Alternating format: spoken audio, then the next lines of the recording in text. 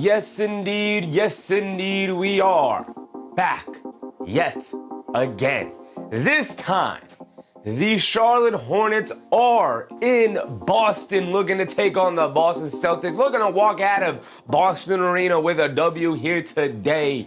Two of the hottest teams in the league, two of the better playing teams in the league right now, fully healthy. Nobody reported on either team's injury list. Two fully healthy teams, a possible playoff matchup. Let's go ahead and start the show. Let's break it down. It should be a battle of the Titans here today.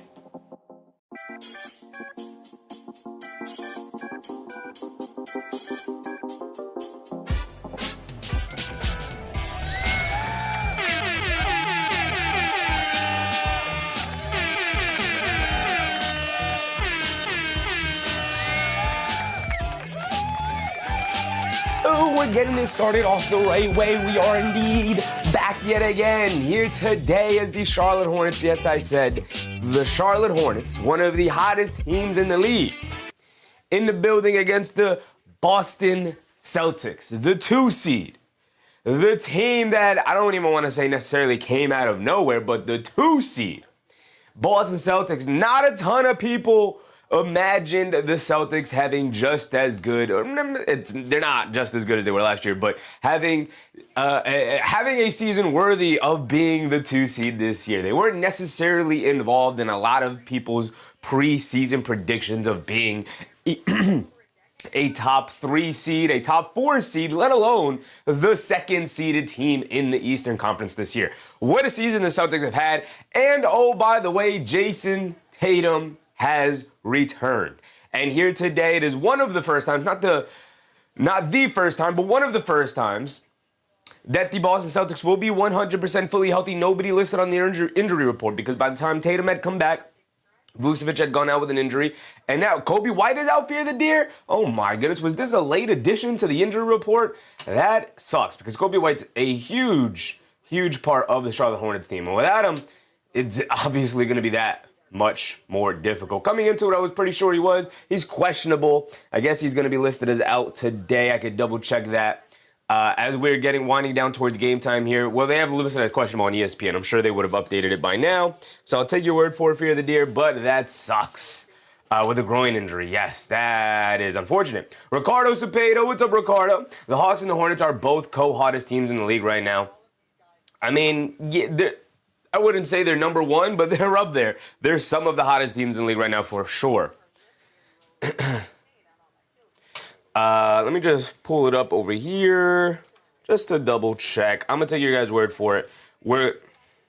We don't want Charlotte Flair. We want the Charlotte Hornets. That's really unfortunate and upsetting because I know I checked earlier today and he was indeed... Kobe White is out for today's game against Boston, updated 36 minutes ago. That is unfortunate. That sucks. But, okay, no Kobe White. That does not mean the Charlotte Hornets are dead in the water. That just means now you might have to lean on your starters or your starting point guard, LaMelo Ball, that much more. Kobe White is a great addition to the Charlotte Hornets team. Maybe we should wait. It's a great addition to the Charlotte Hornets team. But we'll start with the best player on the road team, and that is LaMelo Ball for the Charlotte Hornets, the leader of this squad, one of the leaders of this squad. Oda Austin, what's up, Oda? Scoreboard, Cash, Ebony, End of Days, Fear the Deer, appreciate you guys. Creative, what's up, Creative? Ricardo, John Corley, my guy John Corley. TT in the morning, what's up, TT? Appreciate you guys, as always. I3, what's up, I3? Antoine Thomas, George Pearson, what's up, George? David Osh Jr. as always, Susan as always, Justice Dad, my guy, appreciate you guys. Scomberg said, I see you're a junior, is Pops a chef? Pops is not a chef. Junior is my initials, and I am a junior, but no. Nor am I a chef, but no. No. Nobody in the family is a chef. Technically. Not in the traditional sense. Well, we do be chefing it up in other areas of life. But let's start with LaMelo Ball. LaMelo Ball becomes that much more important here today in the absence of Kobe White not being able to play against Celtics today. That's really unfortunate. I thought we were getting a battle of the Titans here today with both teams fully healthy, ready to go. Ken Robinson, what's up, Ken? But without Kobe White, all that really means for the Charlotte Hornets is, number one, you're going to have to probably throw in a guy like Trey Mann in there for a couple of minutes just to obviously give LaMelo some rest here, and you're going to have to survive those minutes. But typically in a playoff setting, if you don't have one of your guys, you really just end up leaning on your main guys more often. And today, in my estimation, as we saw last night when we linked up to watch a basketball game, we watched the Knicks game, and the Knicks took on the Atlanta Hawks, and that had very much a playoff matchup. That was a playoff game in the regular season. That's as close to a playoff game as you can get in the regular season outside of the in-season tournament games. And it came down to the wire, and it was two very well played games from both of the teams. It was incredibly fun to watch, and I thought we were getting that here today. Not that we're not going to get it here today, but I thought we were going to get two very healthy teams going at it today. So LaMelo Ball is going to likely have to play that much more here tonight. Hopefully, the Charlotte Hornets do lean in that way, and we do get a playoff-esque type of performance here tonight, and we could get a little bit of a preview of what could be a first-round matchup here between the Hornets and the Celtics, as the Hornets are in the play-in, and the Celtics are the 2 seed, so they will be awaiting the winner of, whoever wins the play-in. I will say, because I know a lot of us are Knicks fans, I will say it is beneficial for the Knicks. Honestly, it could go either way. I think it's a win-win situation. If the Hornets ended up beating the Celtics today, they would improve and jump up to the 7th seed. They would be fighting for a top 6 seed. If they ended up at 6 and played the Knicks in the first round, that's going to be a tough first-round matchup. But if they beat the Celtics, the Knicks that much closer to moving up to the 2 seed. However, if the Charlotte Hornets were to lose tonight, that would all but guarantee that they would end up in the play-in, and so they would be forced in a matchup in a series against either the Detroit Pistons or the Boston Celtics. So it's going to be fun to see how they match up, because it very well could be a first-round preview here today. Ronald, what's up, Ronald? Happy you're covering this game. It is the best game on the docket. It's a nationally covered game. Over on NBC, also Peacock. If you don't have access to NBC, it is a Peacock game as well. If you don't have access to Peacock, unfortunate that they force us to subscribe to all these different platforms. But LaMelo Ball, we know what he's capable of. Again, there's really no necessary need to go ahead and break down every statistical outcome of these players in the rotation. We could just kind of talk about them generally as we are winding down the regular season. We have more than enough examples of who these players are and what these teams have sort of evolved into as we've gotten to the end of it here. A fantastic season for the Charlotte Hornets and from LaMelo Ball, who I think has flat out kind of... Skomberg said I'll be back later taking an HVAC test now. There you go, Skomberg. Handle your business, big dog. Love to see it. Madrassi, what's up, Madrassi? Go Knicks. Rooting for the Hornets, maybe. Either way, I think the Knicks, it's a little bit of a win-win situation. It's probably more beneficial for the Hornets to be able to take down the Celtics today. But honestly, as I always say, because it is definitely the truth, for me at least, I lean one way or the other. But for the most part, my main priority is getting a good basketball game to cover here tonight. And I think both of these teams will be able to provide that, as they will be ready to go. That is the hope. That is the expectation. I hope both teams come out with a mentality of, this is a possible playoff preview. We need to show up and we need to send a bit of a message, have a bit of a statement game, and hopefully it comes down to the wire. Doing too much? What's up, doing too much? I'm ready for a really good game. Me too, brother. Me too. I'm ready for it. I've been ready for it. I've been looking forward to it all day. I've been looking forward to it since we scheduled it yesterday. I'm ready to go. Ready to go. And they said Melo needs to be a Celtic. That ain't happening anytime soon. That is really not happening anytime soon. But LaMelo Ball, 20-7-5 on the season, 25-7 on the season, 20.7 assists. The thing that I have been monitoring all season. The thing that I have been monitoring all season with LaMelo Ball is this number right here. Obviously, these two numbers, the field goal percentage, the three-point percentage, and it has been steadily going up. I don't believe these are fully up to date, but like I said, we don't have to fully break down where they are statistically at the end of the regular season. We can talk about them generally. LaMelo Ball finding his way to under 3 turnovers a game has been phenomenal. Jay Atkins, what's up, Jay? Appreciate you, brother. It's been phenomenal. It's been phenomenal. It is one of the biggest aspects of LaMelo Ball is he's always had the skill, he's always had the talent, he's always had the ability, he's always been able to be a really good, solid basketball player. The thing that you want to see from LaMelo Ball as he aged into his career, 24 years old now, starting to enter the early portions of his prime, as we were about to see the kind of player he'll fully evolve into as he enters his mid to late 20s here. But LaMelo Ball, the question was never, can he develop this part of his game? Can he get better? It was always like, he's got the handle, he's got the shooting ability, he's got the creativity, he's got the manipulation, he's got all of it. Ebony, appreciate you. Thank you for that. TT in the morning, appreciate you. He's got all the tools in order to be a successful all-NBA level point guard in the league. The issue was always the decision-making and the maturity on the court. I don't even want to talk about maturity off the court.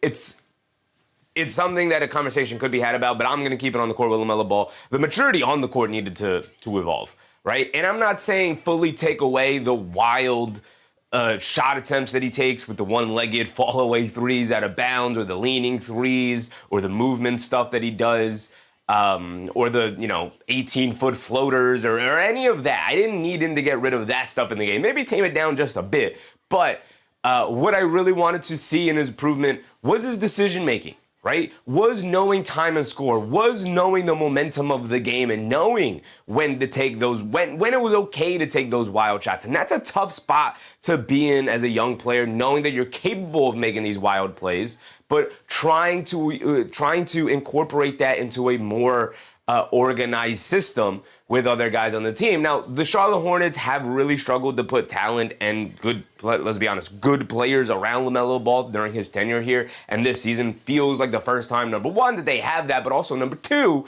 that the team has been able to actually be healthy to take full advantage of the things that LaMelo Ball can do, as well as LaMelo Ball being healthy this year. And so it kind of all is coming together all at the same time, and you're seeing the fruits of its labor right now, with the Charlotte Hornets skyrocketing up the standings. Could still, not out of the realm possibility, they could still end up as a top 6 team.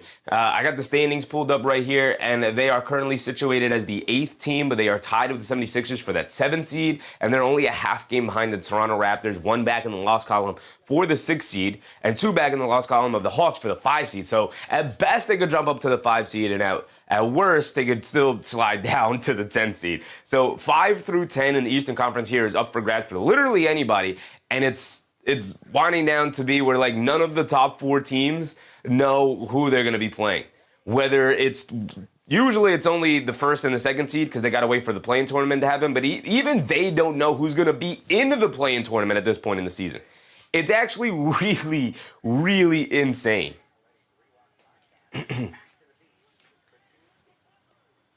Elizabeth King with the subscription. Appreciate you, Liz. Hope you're having a good time tonight. Be Real with the Be Real. Big Buzz City. They got a mighty task at their doorstep here today. Well, not at their doorstep because they are on the road here tonight. Mighty Montreal with the Montreal LaMelo's game is controlled chaos. And that's a great way of putting it, Montreal. That's an excellent way of putting it. Right? Exactly what I'm talking about, where earlier in his career, he was just unrelenting chaos. It was chaos all over the place. He was throwing wild passes. He was turning it over. He was taking terrible shot attempts. He was not affecting winning. He could put up numbers. He could look really fun. The highlights were incredible, but he wasn't affecting winning enough.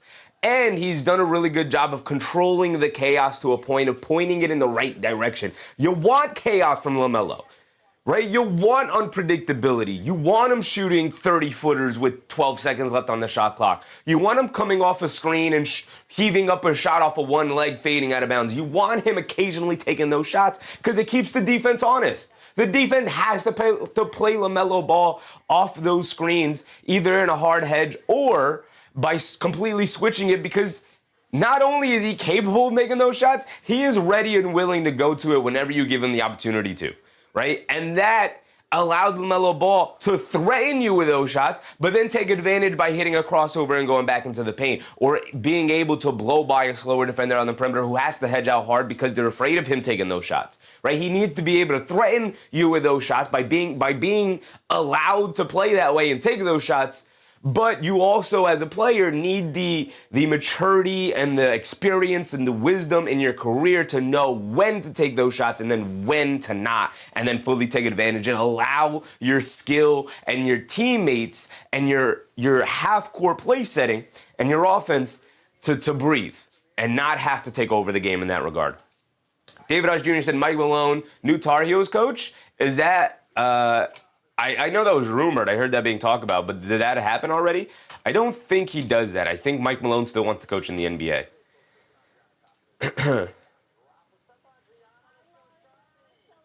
Duda Daily, what's up, Duda Daily? It's going to be a close, good game, but Boston Celtics have the edge because they execute better in clutch moments, especially with Jayson Tatum leading late. I mean, the Celtics are just overall the better team, and the Charlotte Hornets will be missing, what's his name? Kobe White today, and that is a huge loss for the Charlotte Hornets. So yes, the Celtics, if Kobe White was still playing, the Celtics would still have the edge because they are the overall better team. But the Charlotte Hornets, at this point, could beat anybody, could compete with anybody. So I'm expecting a very good game here today. Brandon Miller, being fully healthy this season, he started the year injured, came back, did not look great after the injury, was still trying to find his way, trying to find his rhythm, trying to build chemistry with LaMelo Ball. Funnily enough, he and LaMelo Ball, this is their third season together. This is their third season together, and they haven't really played as much together as you would think because both of them have struggled with injuries during their career so far. And he started the year injured, came back, did not look great, was trying to build chemistry with LaMelo, was trying to build chemistry with Con Knipple, was trying to build chemistry with Musa Diabate. They have a new coach in Charles Lee that they're trying to incorporate new stuff in, and then also trying to figure out what does the three perimeter guys look like between the three of us.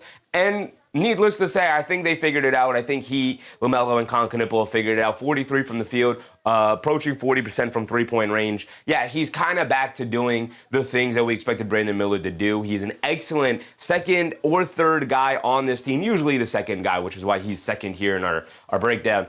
Usually able to lead the offense in the absence of LaMelo Ball when he goes to the bench, or lead alongside a Con Knipple, or at times take a backseat to those guys if either of those guys have it going.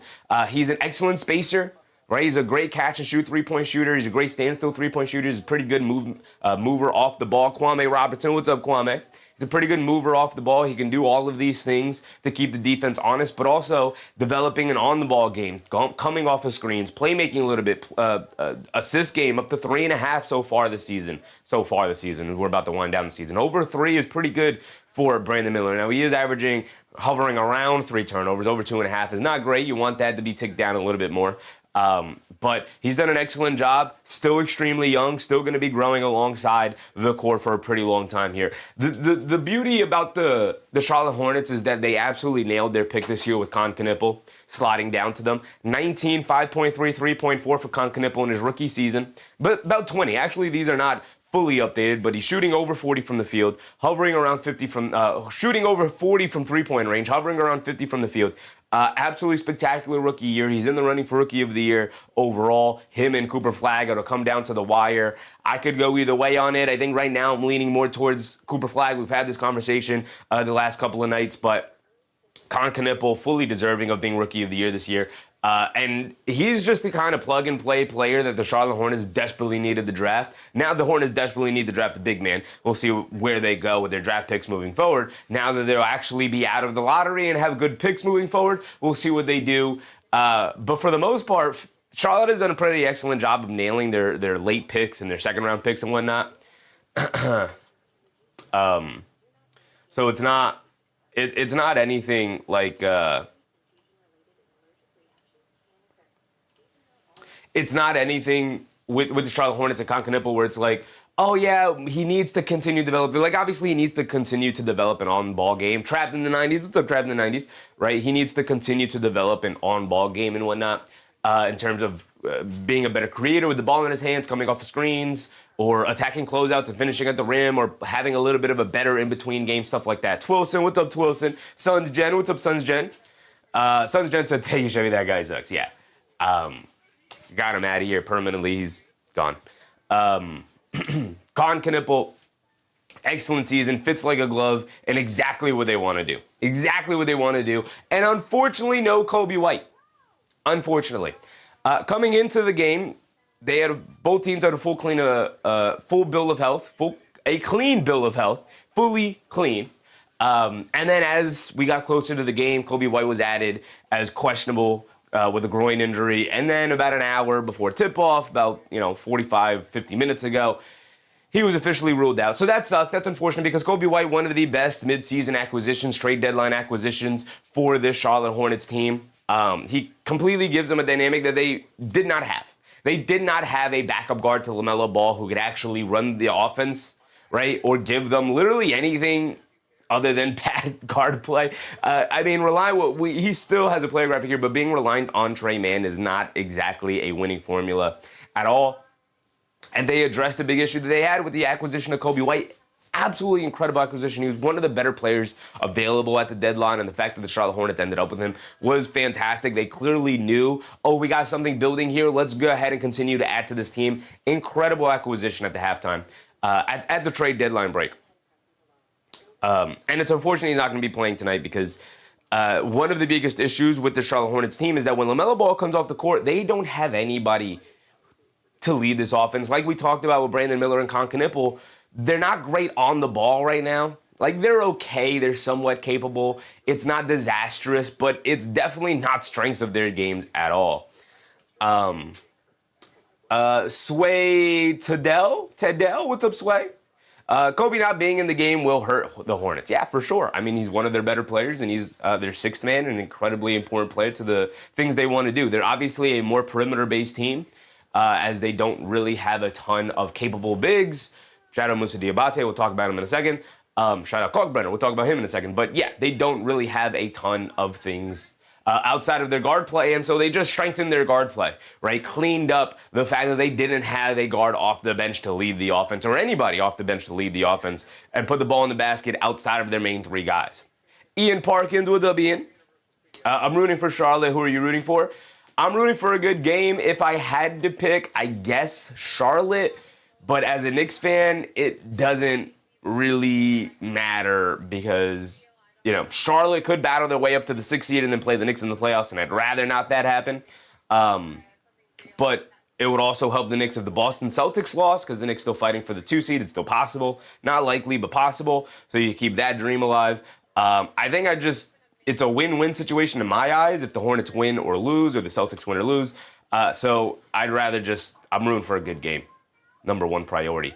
If I had to pick, I guess the Hornets, but it doesn't really matter too much to me. Suns Jensen, he looked good against the Suns the other day. Coby White looked really good against the Knicks the other day, too. Ricardo said, I know the Knicks are good staying in the 3rd seed, but is there a chance the Celtics drop to the 3rd and the Knicks to the 2nd seed? Yes, if the Celtics lose today, they have a game coming up against the New York Knicks. They would need to lose 2 of their last 4 games here. We could chalk up one of them. They need to lose 3 of their last 4 games here. So we could chalk one of their losses up to the Knicks. Let's say the Knicks beat them. So they need to lose at least 2 more games. It would go a long way. Obviously, if they lost to the Hornets tonight, I could pull up their schedule here. So the Knicks are 3 back in the loss column. And if I just pull up the schedule real quick, I could tell you that the Boston Celtics have 4 games remaining. 1 against New Orleans, 1 against Orlando. So let's say they lose against Charlotte tonight. They lose against the Knicks on Thursday. They have a back-to-back against the Pelicans on Friday. And they would have to win both of their last games between the Pelicans and Orlando. But none of that really matters unless they end up losing to the Charlotte Hornets tonight. So it's still possible, but not likely. Joe Ranger, what's up, Joe? Ozahar, what's up, Ozahar? Braytiz, what's up, Bray? What's your take here? Who will win? Who knows? That's why we watch them. My take is that I want a good basketball game. Could go either way. Miles Bridges has been a great do-it-all wing for the Charlotte Hornets here this season for them. Averaging over 15, shooting it well from the field. The biggest critique for Miles Bridges throughout his career is that he's a very inconsistent three-point shooter. One night he can go 5 for 8 from 3, and then the next night he can go 0 for 6. You never really know what you're going to get from him out on the perimeter, but what the Charlotte Hornets have really done to accentuate the strengths and hide the weaknesses of Miles Bridges is that obviously they play through their 3 main perimeter players, but when things start to fall apart or what teams have started to do is just start to switch everything against Charlotte Hornets, all the handoff actions, all the screens, off the off-ball movements, just switch everything. And what that forces is that smaller players end up guarding Miles Bridges because he's the one setting flare screens on the outside or pin down screens or anything of the sort to free up their shooters off-ball movement. And if they just freely switch that, and let's say Con Knipple is curling off a screen and now a smaller player switches on to Miles Bridges, what Miles Bridges would do after setting the screen is he'll just turn, seal, and now he has the ball in the high post, calling for the ball. He is positioning the high post, calling for it. And if the Charlotte Hornets can simply just deliver the ball to Miles Bridges in that position, now they have 3 shooters out in the perimeter you can't help off of. You have a big man in the post against a smaller player that he could take advantage of because Miles Bridges is a pretty decent, especially when going up against smaller players, a pretty decent finisher over smaller players. He could use his size and his strength to take advantage of those matchups. And so the only way you can bring a double team over without fully compromising your defense by doubling off of one of the perimeter shooters between Knipple, Ball, and Miller is that you obviously use the last option of doubling with the other big, who's guarding probably Musa Diabate or Kalkbrenner. And if that happens, Miles Bridges is a good enough, smart enough player where he can hit a drop-off passes or a lob pass over the top or just kick it back out and they can swing the ball around and find the open man down low. If you bring a double team over to Miles Bridges, and that's just wreaked havoc against defenses who are still adjusting to this new and improved version of the Charlotte Hornets. It's been over 40 games that the Hornets have been a legit team beating good basketball teams. But teams are still adjusting to like, okay, now we countered what they were doing before. Now they're countering our counter. So now teams have to figure out a counter to their counter. And then counters will start flying all over the place. And obviously good, smart teams usually end up winning at the end. Or better overall teams end up winning over at the end because they just have more options in terms of countering what the other team is trying to do. And so that's kind of where we're at in the Charlotte Hornets dichotomy right now of what they're doing and what they're looking for and how they've been able to take advantage of teams switching up their defensive schemes against them. And one of the guys who has gone a long way as to the way they played end of this turn off the Charlotte Hornets is the rise of Musa Diabate. My goodness, just becoming a legit starting center in the NBA. Now he's a little smaller, he's a little bit on the smaller side, a little bit on the slighter side, but in today's game with the everything is more about pace and space than like pound the ball on the floor in the post and really try to bully a guy down low. Musa Diabate's done a more than capable enough job of staying his ground, defending the rim, doing an excellent job when he is facing a much bigger player who we necessarily won't here today. I mean, Kate is good, but Diabate is more than capable of sticking with him for the most part. What he's done a really good job of focusing is on boxing out and snagging rebounds. One of the things that first got teams interested in Musa Diabate was how relentless he was on the offensive glass. The thing he needed to improve was his defensive rebounding, and the way you improve defensive rebounding is by really dialing up your box out percentage, like really making it a cognitive making it sort of an important part of your game, something you think about constantly of, I need to box out my man. I need to keep my guy off the glass. And that will help other guys coming in, whether it's Miles Bridges, LaMelo Ball, Brandon Miller, Con Knipple, come in and snag rebounds. If I just take care of my guy, if the rebound doesn't necessarily careen to me, other guys will be able to get to that because I'm keeping the big man away from the basket. And usually teams don't crash as hard on the offensive glass with the perimeter players. Some teams, definitely do that to a high degree. And more teams are doing it for the most part. But GF, what's up, GF? But for the most part, the big man's job of guarding out the opponent's big man to clean up the defensive rebound is really to allow other players to come in and help gang rebound the basketball, which is why you see a lot of guards pick up a lot of rebounds. It is number one priority at this point to keep teams off the offensive glass, as it has become a bigger part of winning basketball games in the NBA in today's day and age. And Diabate's done a great job of cleaning that up in his game. All right, we're going to get to the end of the bench, guys, now for the Charlotte Hornets. We're going to run through them real quick so we can talk about a couple of the Celtics before we start the tip-off here. We got about 5 minutes to go. Grant Williams, nice veteran. Every good team that's trying to make some noise in the playoffs needs a solid veteran. Grant Williams is their solid veteran. He's been on the Celtics. He's been in the playoffs before. He's been on solid teams. All of the things. He knows what it takes, and he's helped bring some of that veteran experience over to the Charlotte Hornets team. And it's necessary. And he's a halfway decent basketball player still. He's good positioning. He has very good positioning defensively. He communicates. He's a loudmouth, so he's definitely a vocal leader in the room. And he's capable of knocking down a perimeter shot, which is obviously very important to the Charlotte Hornets team.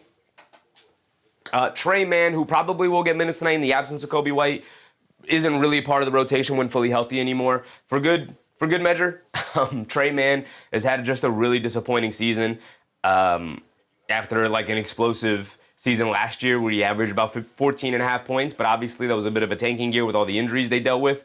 Trey Mann just kind of out of the rotation on the outside looking in at this point. Dre, what's up, Dre? And Tajon Salon, a young player who started to like show some signs and come along nicely.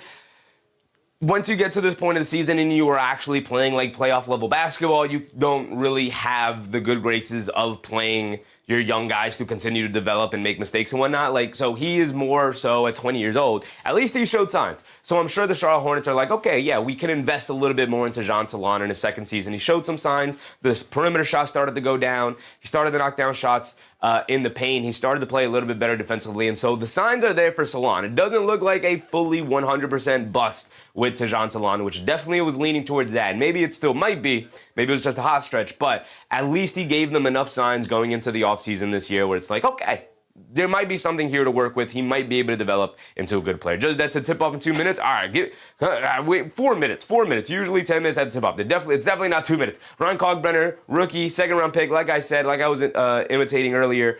It's Jones. What's up, Jones? Imitating earlier. The Hornets have done a really good job in the second round, and Kalkbrenner is definitely one of those players. They hit a home run out of the park. Excellent rookie season. He's not the greatest player, but they needed a big man, and he has stepped up, and he has provided really solid backup big man minutes for them. And all they really need him to do is not make a ton of mistakes and just be really big on the inside. And at 7-1, Ryan Kalkbrenner has definitely delivered that for them. Rose with the Bros. Hornets moving up. We'll see. Scorched Source. What's up, Scorched? Jayson Tatum has returned. He is healthy. He is playing today, ready to go. He has been playing extremely well as of late. I'm really excited to see Jayson Tatum play because it's been a while since we tuned into a Celtics game. And so Jayson Tatum is going to have his hands full tonight, mostly defensively. Jayson Tatum, we know what he can do offensively. We know what Jaylen Brown can do offensively. These guys are incredible, fantastic players. But the big thing with the Charlotte Hornets is they are the most explosive offense in the league. And so what I'm viewing from the Celtics here tonight is how can they keep up defensively? And they have definitely the defensive wings to keep up with them, with Tatum, Brown, Hugo Gonzalez, Jordan Walsh, Baylor Shireman, all these wings they can bring in off the bench to just chase them around out on the perimeter. Jayson Tatum, Jaylen Brown, I know what to expect offensively from those guys for the most part. The thing I'm looking for is how are these, who's going to match up with who so far here tonight? I would suspect in the starting lineup that they'll probably put Hauser on Ball. They'll put Brown on like a Knipple, maybe Tatum on a Brandon Miller, maybe Brown on a It's going to be interesting to see how they match up.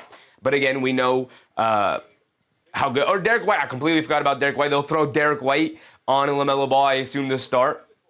End of day said I'm a Celtics fan, but I want the Hornets to win. Interesting. Ian Parkins was being. Did Wemby get hurt badly? All I saw was that it was like a hurt rib. And that's kind of an injury that you don't really want to mess with and play through because you could possibly make it worse. Mr. Grazer, what's up, Grazer?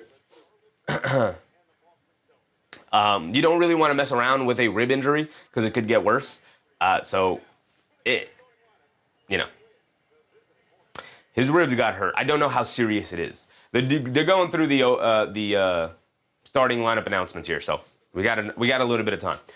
Derek White having a good season despite the fact that his efficiency was way down this year. The return of Jayson Tatum will help move Derek White down the pecking order, so he will end up with better shots. And I also think it was really valuable for Derek White to experience, now that he's hit this level of play, for him to experience what it's like to be like a main guy for a long, consistent period of time. And it's only going to help them as they go on their playoff run with, Derek White more comfortable in that position. Obviously, we know Brown is comfortable in that position. Now that Jayson Tatum is back, we know he's comfortable in that position. So you have three guys who legitimately, obviously they've won a championship together, so they know what it takes. But, you're still seeing offense improvement from Derek White despite the efficiency being down. And we know what he's capable of doing defensively. I think he's had such an underrated, awesome defensive season. Like, the impact is better than it was last year, despite all of the efficiency stats going down. Parminder, what's up, Parminder? Nemias K to put up another good game. He's going to be going up against Diabate. It's going to be interesting to see how those two guys match up because Keita has the size, but Diabate is smart, and the way the Hornets game plan has been really good. Diabate was able to neutralize both Karl-Anthony Towns and Mitchell Robinson when they played the Knicks. So if you're thinking size and strength will bother Diabate, it won't, because they do a really good job of playing, of game planning around that, knowing that they're a smaller team. Payne Pritchard is back to being off the bench. He is consistently in the running for Sixth Man of the Year. We know what he's capable of. Judge that says 7 overtimes tonight. Buckle up. I'm down. Let's do it. I'm down tonight. This is the only game we're covering. Speaking of Nimi Keita, he's having a fantastic season. Like Musa Diabate, Nimi Keita stepped up in a way for the Celtics that they, were hoping but didn't have any expectations for. Nimi Keita, the Celtics came into the season thinking, okay, we don't have a starting center. We're going to allow some of these young guys to battle it out.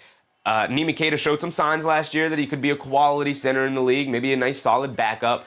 And he exploded out of the gates this season, and he just has fully captured this starting center spot for the Celtics for the foreseeable future. We'll see if they ever look to improve that spot. As he is now 26 years old, entering the prime of his career. Can he develop any kind of perimeter game? Can he get better around the rim? Can he develop a little bit of a post game? What is the ceiling for Nimi Keita? We know the relentlessness is there. We know the rim protection can be there. We know the finishing in the paint is there. 64.5% from the field, finishing excellently around the basket. Can he develop a little mid-range shot, a little push shot, anything outside of the paint can he develop? Those are the next questions for Nimi Keita, but outside of that, he's been excellent so far this year. For a team coming into the year knowing, we don't have a big man. We don't have a solution to our center problem. They found it in Nimi Keita as the season went on. And they only added to it with the acquisition of Nikola Vucevic at the deadline. Not my favorite deadline acquisition, unlike the Kobe White one. Vucevic does give the Celtics a new dimension, not a new dimension, an old dimension, but a new dimension this season of reacquiring a stretch 5 option. Before acquiring Vucevic, their stretch 5 option was Luka Garza, who has been really nice for the Celtics this year, arguably better than Vucevic has been for the Celtics, but Nikola Vucevic, 35 years old. He's been in playoff games. He's been in playoff wars before in his career, especially with Orlando earlier in his career. Now 35 years old, so he's coming off the bench for the Celtics. And he's just like an offensively focused big. It gives them a different dynamic in comparison to what they have with Keita, who's more of a defensive, rebounding-minded big. And so Vooch, unfortunately, he got that injury, but still developing chemistry with a lot of the guys. His defense is bad. And that's the question that a lot of people have with Vucevic is like, is he even going to play for the Celtics during the playoffs in majority of these series, considering he's definitely a target and it's not something the Celtics generally like to do is put a target out there for teams to attack. Timoni Queen, what's up, Timoni? Boston 115, Charlotte 105. We'll see. Sam Hauser in the starting lineup. He's very integral to what the Celtics want to do in terms of spreading the ball out and creating enough space or a ton of space for Derek White, Jayson Tatum, and Jaylen Brown to be able to attack. Very important to have Sam Hauser out there. Don't be surprised when he takes like 3 of the first 5 shots for the Celtics here tonight. They love to move the ball around and get Sam Hauser involved in early shots. Hugo Gonzalez off the bench. He's kind of been losing minutes out to Jordan Walsh, but the combination of Gonzalez, Shireman, and Walsh, 3 wings off the bench is only enough for about 2 of them. As we're getting ready for the tip-off, here we go. We'll see who ends up playing tonight. It's usually been Walsh and Shireman. Shireman definitely one of them. It's coming down between Walsh and Hugo Gonzalez at this point. And they might lean Jordan Walsh because he's more of a veteran in comparison to the rookie that is Hugo Gonzalez. Now, the Boston Celtics win the tip. We're off and running. Tatum up top. Tatum, down low to Brown in the paint. Layup, got it to go. Beautiful set play for the Celtics to open up the game. Gets Jaylen Brown wide open under the rim. Gets the layup to go. Miles Bridges just too late to try and contest that. Bridges gets it over to Diabate. He's being guarded by Keita. Sags off him in the paint. Gets it over to Miller. Over to Knipple. Curling off. Back to Miller. The straightaway 3. He's got space. Off the back rim. Can't get it to go. Long rebound over to Bridges. Kicks it out to Knipple. Down the lane in the paint. Stops. Kicks it out. But a travel is called on Con Knipple. Taking too many steps down there. All right, let's pull up the game cast for you guys. My bad. Queen's R&B. What's up, Queen? So Derek White has it up top, off the turnover. They get over to Tatum, now over to Brown. Brown up top, being guarded by Diabate. Brown coming to his right, attacking Diabate, pulls it back, mid-range fall-away jumper. Can't get that one to go. Battle for the loose ball rebound. And Kata knocks it away from Bridges. Bridges doing a poor job of boxing him out. Long rebound miss off the Hauser relocation three. Bridges chases down that rebound over the Ball. He's going to stop and pop over Brown, and LaMelo Ball gets it started from three. Getting the party started for LaMelo. Obviously a huge part of not just his game, but also the Charlotte Hornets as a whole. Here come the Celtics. Tatum lobs it down low over to Kata, curling off of Brandon Miller, just slipping the off-ball screen there, gets the easy layup out of it. That's 2 assists for Jayson Tatum to start it off. Diabate gets it over to Ball. Ball coming to his right of a double screen. They kick it up top to Miller. Miller over to Bridges. Bridges is going to fire away from three. Derek White leaves him wide open, daring him to shoot it. He obliges and he misses. Jaylen Brown with a long rebound, bringing it down the other way. He has it on the left wing, being guarded by Ball. Brown looking to attack him, driving it down, step back, kicks it out. Hauser, last second, deep left wing three, can't get it to go. Miles Bridges, the rebound, bringing it down the other way. Bridges turning on the Jets, going all the way to the basket, layup against Kata, a lot of contact, no foul, but it got the finish to go down anyway. What a finish from Miles Bridges there, and already both of these teams going back and forth. You love to see it. Derek White has it up top. Eric C. What's up, Eric C? Derek White up top, being guarded by Diabate. They lob it down low to Kata. He's being guarded by Knipple. Pump fake, steps through, reverse layup. Can't get it to go. Gets his own offensive rebound, turns, and throws down a one-handed hammer. And that's the Celtics and Kata taking advantage of their size on any of these switches that the Charlotte Hornets are throwing at the Celtics right now. In a similar vein that we talked about, the Hornets taking advantage of switches. LaMelo Ball, pump fake, sidestep three over Derek White. Can't get it to go. Rebound to Hauser. Here comes Tatum. It's 6-5 right now, 9:20 to go in this first quarter. Tatum spins off of Miller, driving it down in the paint, kicks it out. Corner three for Hauser. He's gotten wide open looks tonight, and he continues to misfire. Back to Hauser, pump fakes, he'll take the lane now. He'll kick it out to Brown. Brown can't handle the pass, and it goes out of bounds. Sam Hauser, not really helping his team right now. 3 wide open threes to start, and 3 misses for one of the league's premier catch-and-shoot three-point shooters.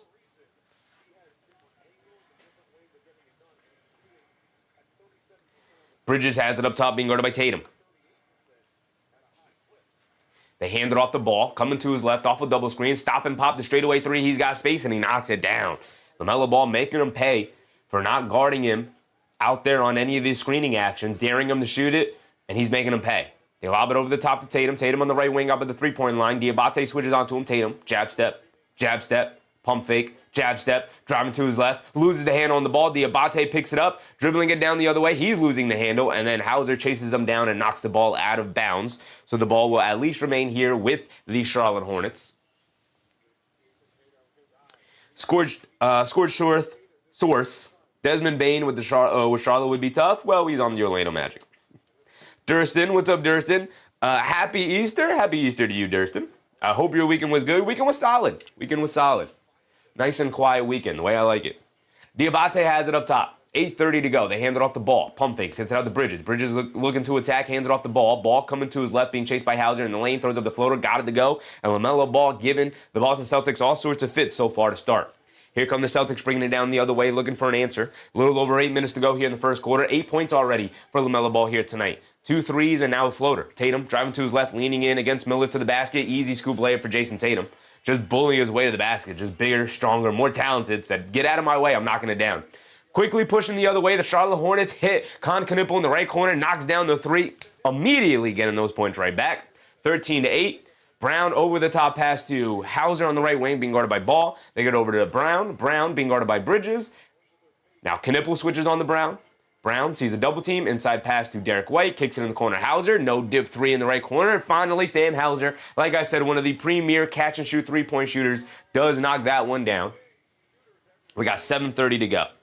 And like I said, don't be surprised if you see Sam Hauser get a majority of these shots to open up the game. The Celtics love to run a ton of action to get Sam Hauser as many looks as possible early in the game before Brown and Tatum really start to look to take off. They swing it over to Diabate up top. Diabate hands it off to Miller. Miller has space. He fires up a three, can't get it to go. A long rebound over to Bridges. Bridges in the paint, shoves it over to Diabate. Diabate in the paint, spins, sees a double team, and gets the ball knocked out of his hands by Brown. A bad decision there between Bridges and Diabate. Cross-court pass, Derek White, pump fakes, fly-by defense from Diabate, sets himself, fires the three, can't get it to go. Rebound to Kata on the weak side, and he goes up and finishes in the paint.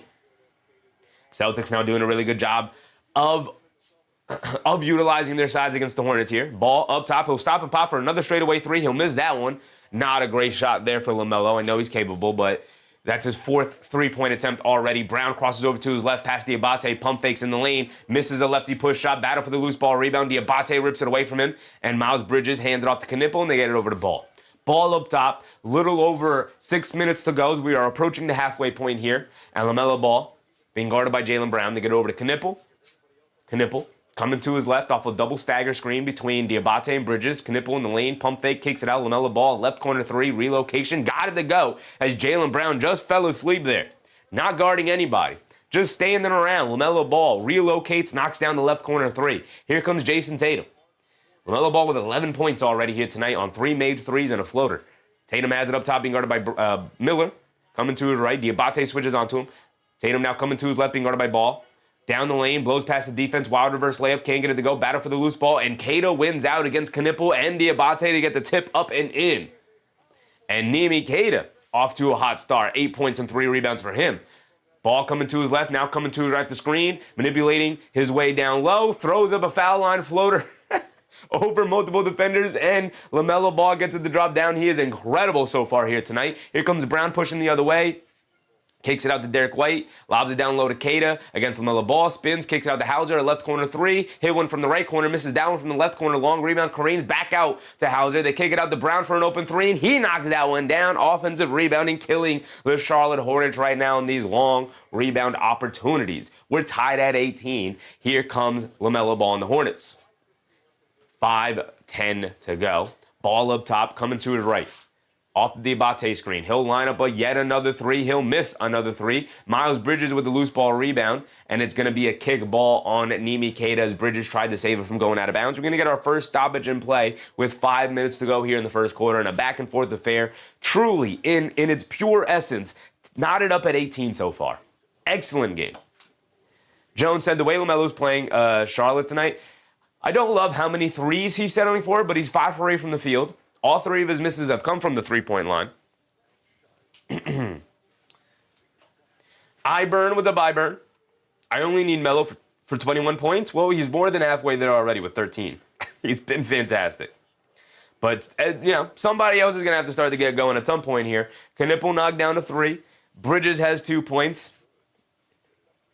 Bridges being a very good connective player, a couple of offensive rebounds and kickouts back to LaMelo Ball has helped him pick up a couple of assists here tonight. 2, 5, and 3 is an excellent start from Miles Bridges. Diabate, 0 points and only 1 rebound, getting killed by Nimi Keita, who's got 8 points and 3 rebounds. This is how you take advantage of size against the Charlotte Hornets. The next time, not to bring it back to my Knicks, but the next time the Knicks play the Charlotte Hornets, and they will play the Charlotte Hornets in the final game of the regular season here, I want to see Mike Brown possibly start the double big lineup, and if not start it, definitely go to it earlier in the game.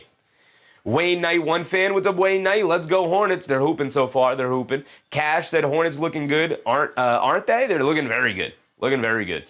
I like it. Unity, what's up, Unity? If anyone deserves to be traded, it's Sam Hauser. Dude is literally a placeholder for someone better. Missed 3 open threes. It's interesting because, like I keep calling Sam Hauser one of the league's premier catch-and-shoot three-point shooters, and that is true. By the numbers, that is true. And honestly, by the play, it's true. By the eye test, it's true. Sam Hauser consistently getting off the slow starts from three-point range is not great for the Celtics and definitely helps Unity's case in that argument for sure.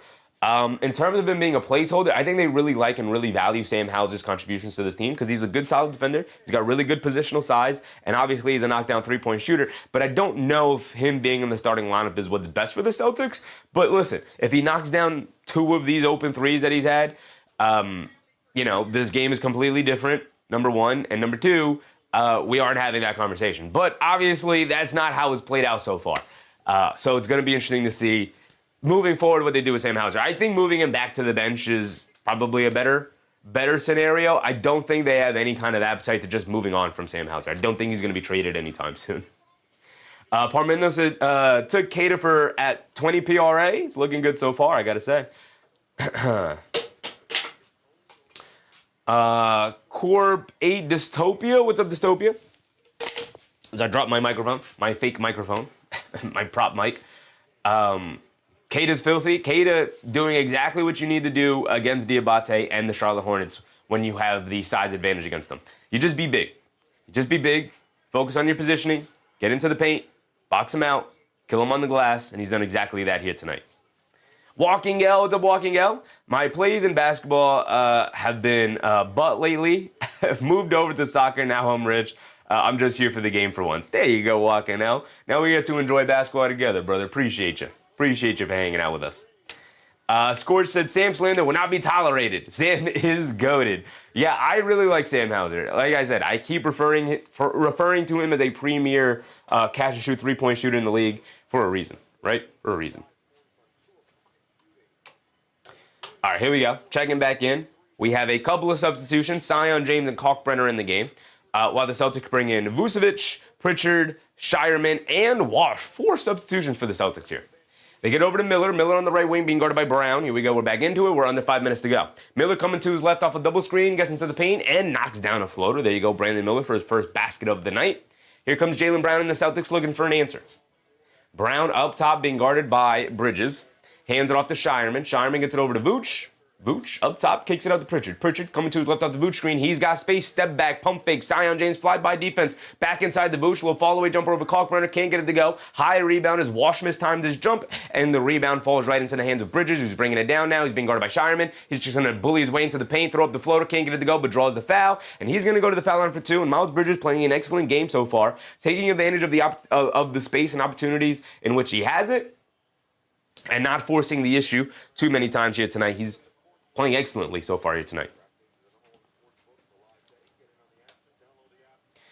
Jones said, why take Tatum out? Because we are over halfway into the first quarter, and Jayson Tatum has just come back from an Achilles tear. So, you know, regular rotations. These are regular rotations that happen all the time.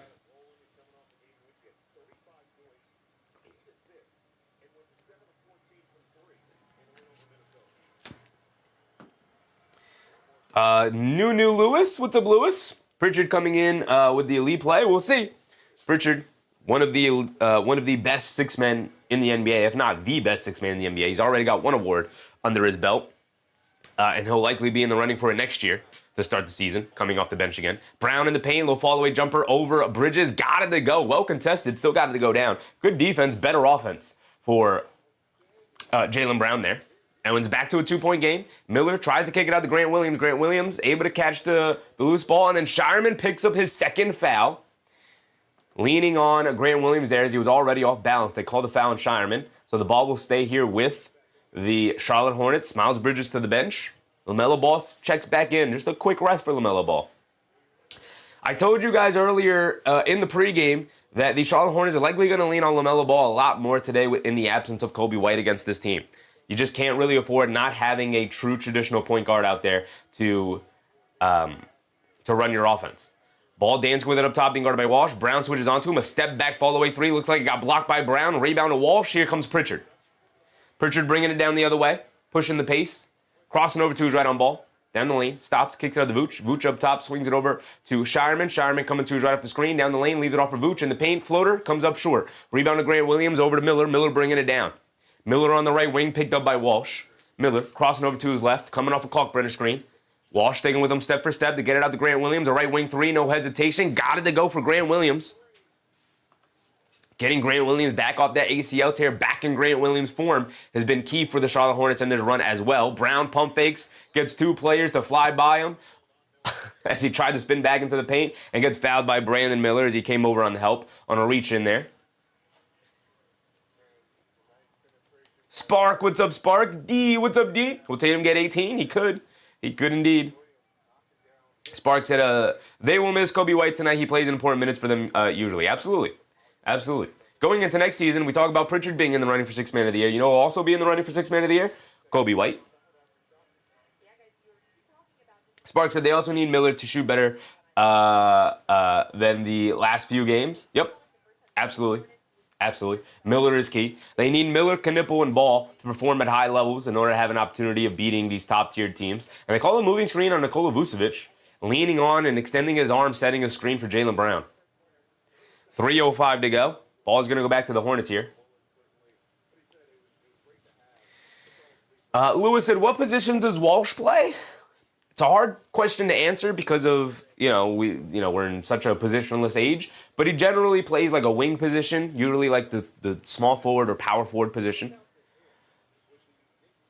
for the Boston Celtics here. They get over to Miller, curling off a screen. He's being chased by Walsh. Brandon Miller pulls it out, spins, coming to his left off the Kalkbrenner screen. Miller kicks it out to Grant Williams, recovers it, right wing three, off balance. Got it to go anyway for Grant Williams. And that's back-to-back threes for Grant Williams specifically, but also to the Hornets, and they take an 8-point lead here. They kick it out for Jordan Walsh. He pump fakes, kicks it out. Pritchard, a right corner three. Too strong, can't get it to go. Good boxing out from Grant Williams. No, it's not good boxing out from Grant Williams. They call the foul on Grant Williams as he pushed Jordan Walsh out of bounds. Not pushed Jordan Walsh, but backed him out of bounds. They call the foul on Grant Williams there. So the ball will remain with the Celtics, but we're going to get a timeout first. 8-point lead here early in the first quarter, or early in the game, late in the first quarter for the Charlotte Hornets here tonight. Sunset and Skyline. What's up, Sunset? I just watched a Go Get Arrested. Crazy. Mr. Grazer said Charlotte is so much more fun to watch than Boston for me. So much more excitement. I wouldn't say so much more.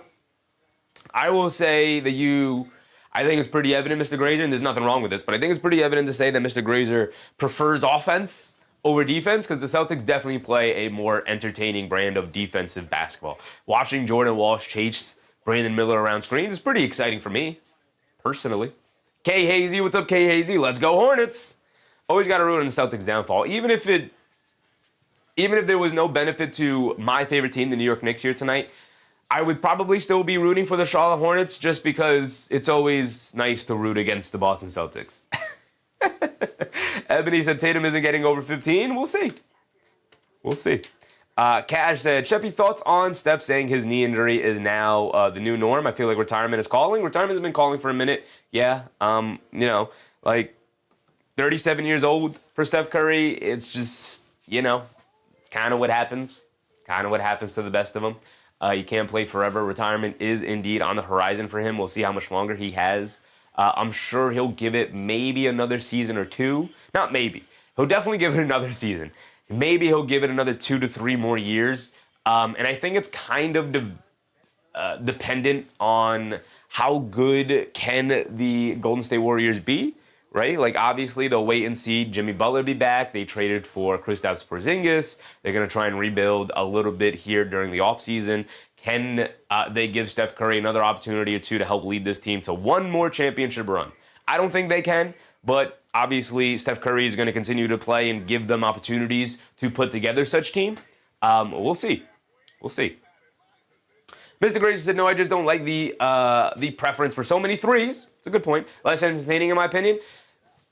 That's a good point. The Celtics are definitely a very high volume three-point shooting team, but so are the Charlotte Hornets. Very, very high volume three-point shooting team. JP said, speaking of retirement, LBJ needs to hang it up. No need to wait for Bryce. I don't think he's waiting for Bryce. I think LeBron, he's still very good at basketball. Now he gets to play alongside Luka, so I think he'll give it another season, maybe 2, to see if he can win a championship with Luka, although all signs pointing to him not coming back to the Lakers next year. Maybe he'll just do one more season with the Cavs and do the retirement tour stuff and call it a career. Foongpei, what's up, Foongpei? So I have to do because I don't have the proper subscriptions to watch the game. I'm just going to trust whatever you say. Appreciate you, Foongpei, as always, brother. Ruzande said, when the Knicks make it to the finals, who would you rather play, San Antonio or OKC? San Antonio, not because, I think they're an easier team than the Oklahoma City Thunder. I think they just match up better against the San Antonio Spurs, but obviously it'd be a tough matchup either way. Greg Williams, what's up, Greg? Do you see how CJ McClung was hanging on CJ was hanging on the Knicks after the game last night? I didn't see that. Cal VZY, what's up, Cal? Appreciate you, brother. Thank you for the subscription. Hope you're having a good time tonight. Here we go. We're back into it. The Celtics missed the shot. I missed it or turned it over. And then Knipple misses the pull-up 3, and the Celtics bringing it down the other way. Pritchard up top to Brown. Brown driving to his left on James, trying to bully his way to the basket. Step through, floater. Can't get it to go. Rebound to Kalkbrenner. Good defense from the Charlotte Hornets so far here tonight on Jaylen Brown. And here comes Grant Williams bringing it down. Hands it off to James. James up top. LaMelo Ball is back out of the game, by the way. They're just trying to survive LaMelo Ball-less minutes. with no Kobe White. They hand it off to Knipple down the lane, kicks it out to James, ran off the line by Pritchard, pulling it back up, kicks it over to Grant Williams. He's 2 for 2 from 3, misses that deep pull-up 3. Josh Green chases down the long rebound, though, inside the Kalkbrenner, back out to Grant Williams, back over to Kalkbrenner, back to Grant Williams. Grant Williams playing the two-man game, hands it off to Knipple, coming to his left off a double screen, a straightaway 3 over Brown. Can't get it to go, battle for the loose ball rebound. Vucevic knocks it away from Kalkbrenner, and here comes Pritchard. 1:30 to go here in this first quarter. Pritchard crosses over to his left, rejecting the screen, down the lane, kicks it up top. Vucevic, wide open pick and pop 3, and he can't get it to go. And Josh Green does a good job knocking the rebound away from Shireman, and Sion James able to pick up the loose ball. And now he'll bring it down for the Hornets here. James coming to his left, off the Knipple screen, kicks it over to Grant Williams, catches, pump fakes, pulls it back against Walsh. Good defense from Walsh to not give him airspace to get the shot off. James coming to his left, off the Kalkbrenner screen, down the lane, throws up the floater, comes up short. Kalkbrenner battling on the glass, can't save it though. Walsh does a good job coming over and knocking it away. Pritchard pushing the other way in transition, reverse layup, smokes the layup. Good defense from the Hornets to contest without fouling in transition there, and Sion James will walk it up the other way, and they get it over to Knipple, and Knipple has it up top.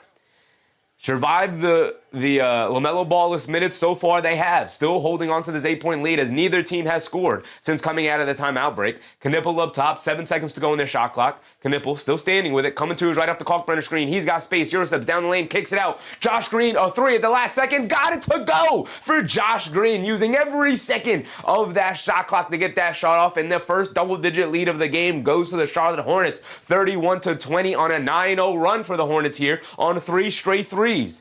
Payton Pritchard has it up top, 31-20. 12 seconds to go. My timer's slightly behind, but we're good. I got you guys. 8 seconds to go. Pritchard winding down the time as much as possible. Pritchard crosses over to his left on James. James intentionally uses a foul. They had a foul to give. K. Hayes is dead. Don't tell me the Hornets have the Pritchard stopper. Sion James, maybe? The Pritchard stopper? I don't know. Could be.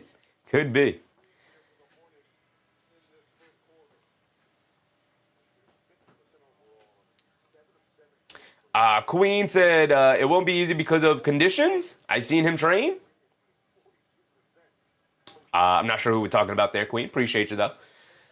Derek White gets it in the Brown. Brown in the right corner, being guarded by Diabate. Puts it up over him. Off the back rim, can't get it to go. Grant Williams secures the rebound. And what an excellent first quarter for the Charlotte Hornets. And what a not very good first quarter for the Boston Celtics. Celtics missed some very wide open shots, mainly from Sam Hauser there in that first quarter.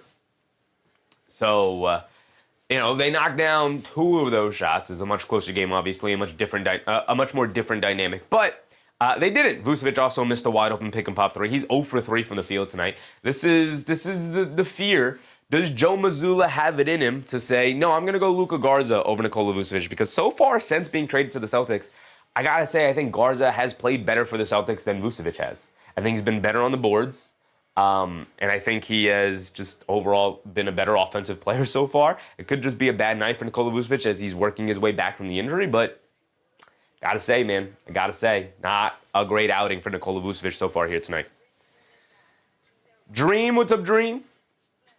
Derek White is finished. Derek White, 0 points, 1 rebound, 1 assist so far for D. White. Has not really had a moment here tonight. Very invisible in that first quarter. Played his usual brand of good defense, but not good enough. LaMelo Ball went off, and that was his primary matchup here tonight.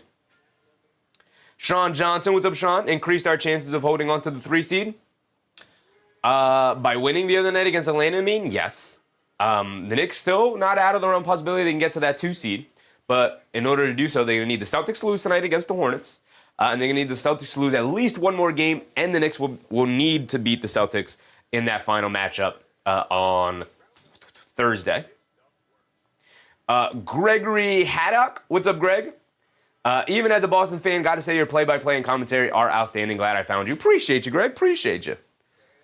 As long as my Knicks are not involved, I try to remain as unbiased as possible. Now, when my Knicks are involved, I'm going to be biased. I apologize. I'm sorry. It is what it is. They're my favorite team. I view it through the lens. I view that game that the Knicks are playing through the lens of perspective of a Knicks fan. And it's probably never going to change. But, as long as I'm not watching a Knicks game, I try to keep it as unbiased as possible. I love basketball, so I'm always rooting for a good game. I'm rooting for a good game. That's all I care about. I want both teams to play well. I want a well-played game from both sides. Now, I could maybe root for the Charlotte Hornets because, again, as a Knicks fan, Boston hate, it exists. But, I'm slightly maybe leaning for the Hornets to win, but honestly, it doesn't even really matter. Doesn't even really matter because I don't think the Knicks are really going to catch the Celtics for the 2 seed. Like I said, it's possible, but highly unlikely. So I just want a good game from both sides. I just want to see a good game.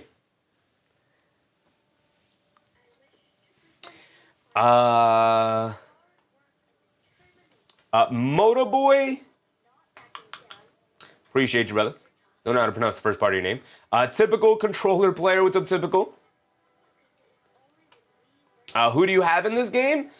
I mean, the Hornets won the first quarter by 11 points. But the Celtics are the overall better team, and they're healthier. No Kobe White for the Charlotte Hornets. So Celtics should probably be able to find a way back into this one. It's only 11. It's not that much so far. That one kid, Aiden. What's up, Aiden? I put Celtics first half money line. They'll come back. I fully expect the Celtics to have a run here as to counteract that Charlotte Hornets run there. Naughty Ghost. What's up, Naughty Ghost? Appreciate you, brother.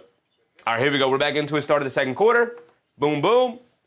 And LaMelo Ball opens up the second quarter for the Hornets here. They get over to Knipple. Knipple off the screen, puts up a well-contested three. Can't get it to go. Battle for the loose ball rebound. Hauser able to chase it down. Hauser has it on the left wing. Cross-court pass. Pritchard wide open. Right corner three for Payne Pritchard. Or wing. Right wing three for Payne Pritchard. Got it to go down.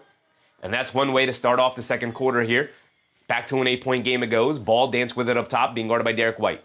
Ball coming to his left off the Knipple screen, inside the Knipple, slipping it, stops, pump fakes in the paint, low fall away off the one rhythm dribble, can't get it to go. Knipple really struggling with a shot here tonight. After making his first three, he's missed his next couple of jump shots. Tatum bringing it down, pump fake, gets Diabate in the air and draws the foul in the 3-point attempt. I believe he has 3 free throws out of it, right? They're going to call in the act of shooting.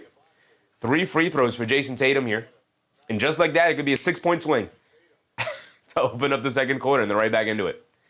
Sean said, do you think the Knicks get the 2, 3, or 4? I think the Knicks stick at 3. I think the Knicks will stick at 3. Unity said, don't leave if they lose. I want to see what you have to say. What do you mean? Like if the Knicks lose in the playoffs? We're here, brother. You can go back last year and see the way I reacted to the Knicks losing against the Pacers last year. We don't hide, brother. We don't hide. We're here. We're here. Tatum knocks down the first one. He's got 2 more coming.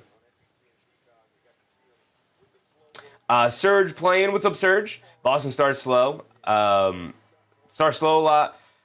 Like the Knicks, I haven't been too tuned into the Celtics. Obviously, we've seen, I don't know, probably 8 to 10 games or so of the Celtics this year, but can't say that that's a thing that I'm privy to.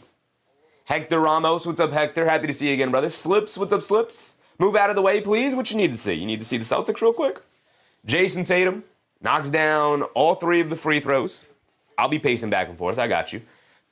Is back to a 5-point game off of 2 straight 3-point scores from the Celtics. One of them coming from the free throw line, the other one coming from a made 3. LaMelo Ball dancing off the screen, a deep left wing 3, can't get it to go. Long rebound to Diabate, kicks it over to Ball. Ball being guarded by White, driving it down to the rim, finger roll layup. Got it to go for LaMelo Ball. Excellent start to the game for LaMelo Ball. Like I said, a little too trigger happy with the 3-point attempts for my liking, but he's taking what the defense is giving him, and he is knocking down a pretty decent amount of them. Derek White trying to get it to Tatum. They're fronting him. They get it down low to Tatum. Throws a lob up top to Keita. A bad pass from Tatum, but they call the foul on Miles Bridges, getting into the way of Keita up in the air looking for the lob pass. And they call the foul on Bridges. And we have 10:30 to go. Sun says that so far loving the live stream. Appreciate you. Hope you guys are having a good time tonight. We stream 6 days out of the week. You know, obviously I'm a Knicks fan, so the Knicks will always take priority in terms of the scheduling. If the Knicks are playing, I'm streaming the Knicks game. But outside of Knicks games, we're trying to cover as much high-quality basketball as possible. They get over to Tatum. Tatum on the right wing, being guarded by Bridges. Tatum up top, slips it over to Hauser. Hauser in the paint, stops, turns, spins, fires the little pull-up jumper in the paint. Got it to go. Knipple lost his bounce, fell down, and gave Sam Hauser the wide-open pull-up jumper. And now here comes LaMelo Ball, bringing it down the other way.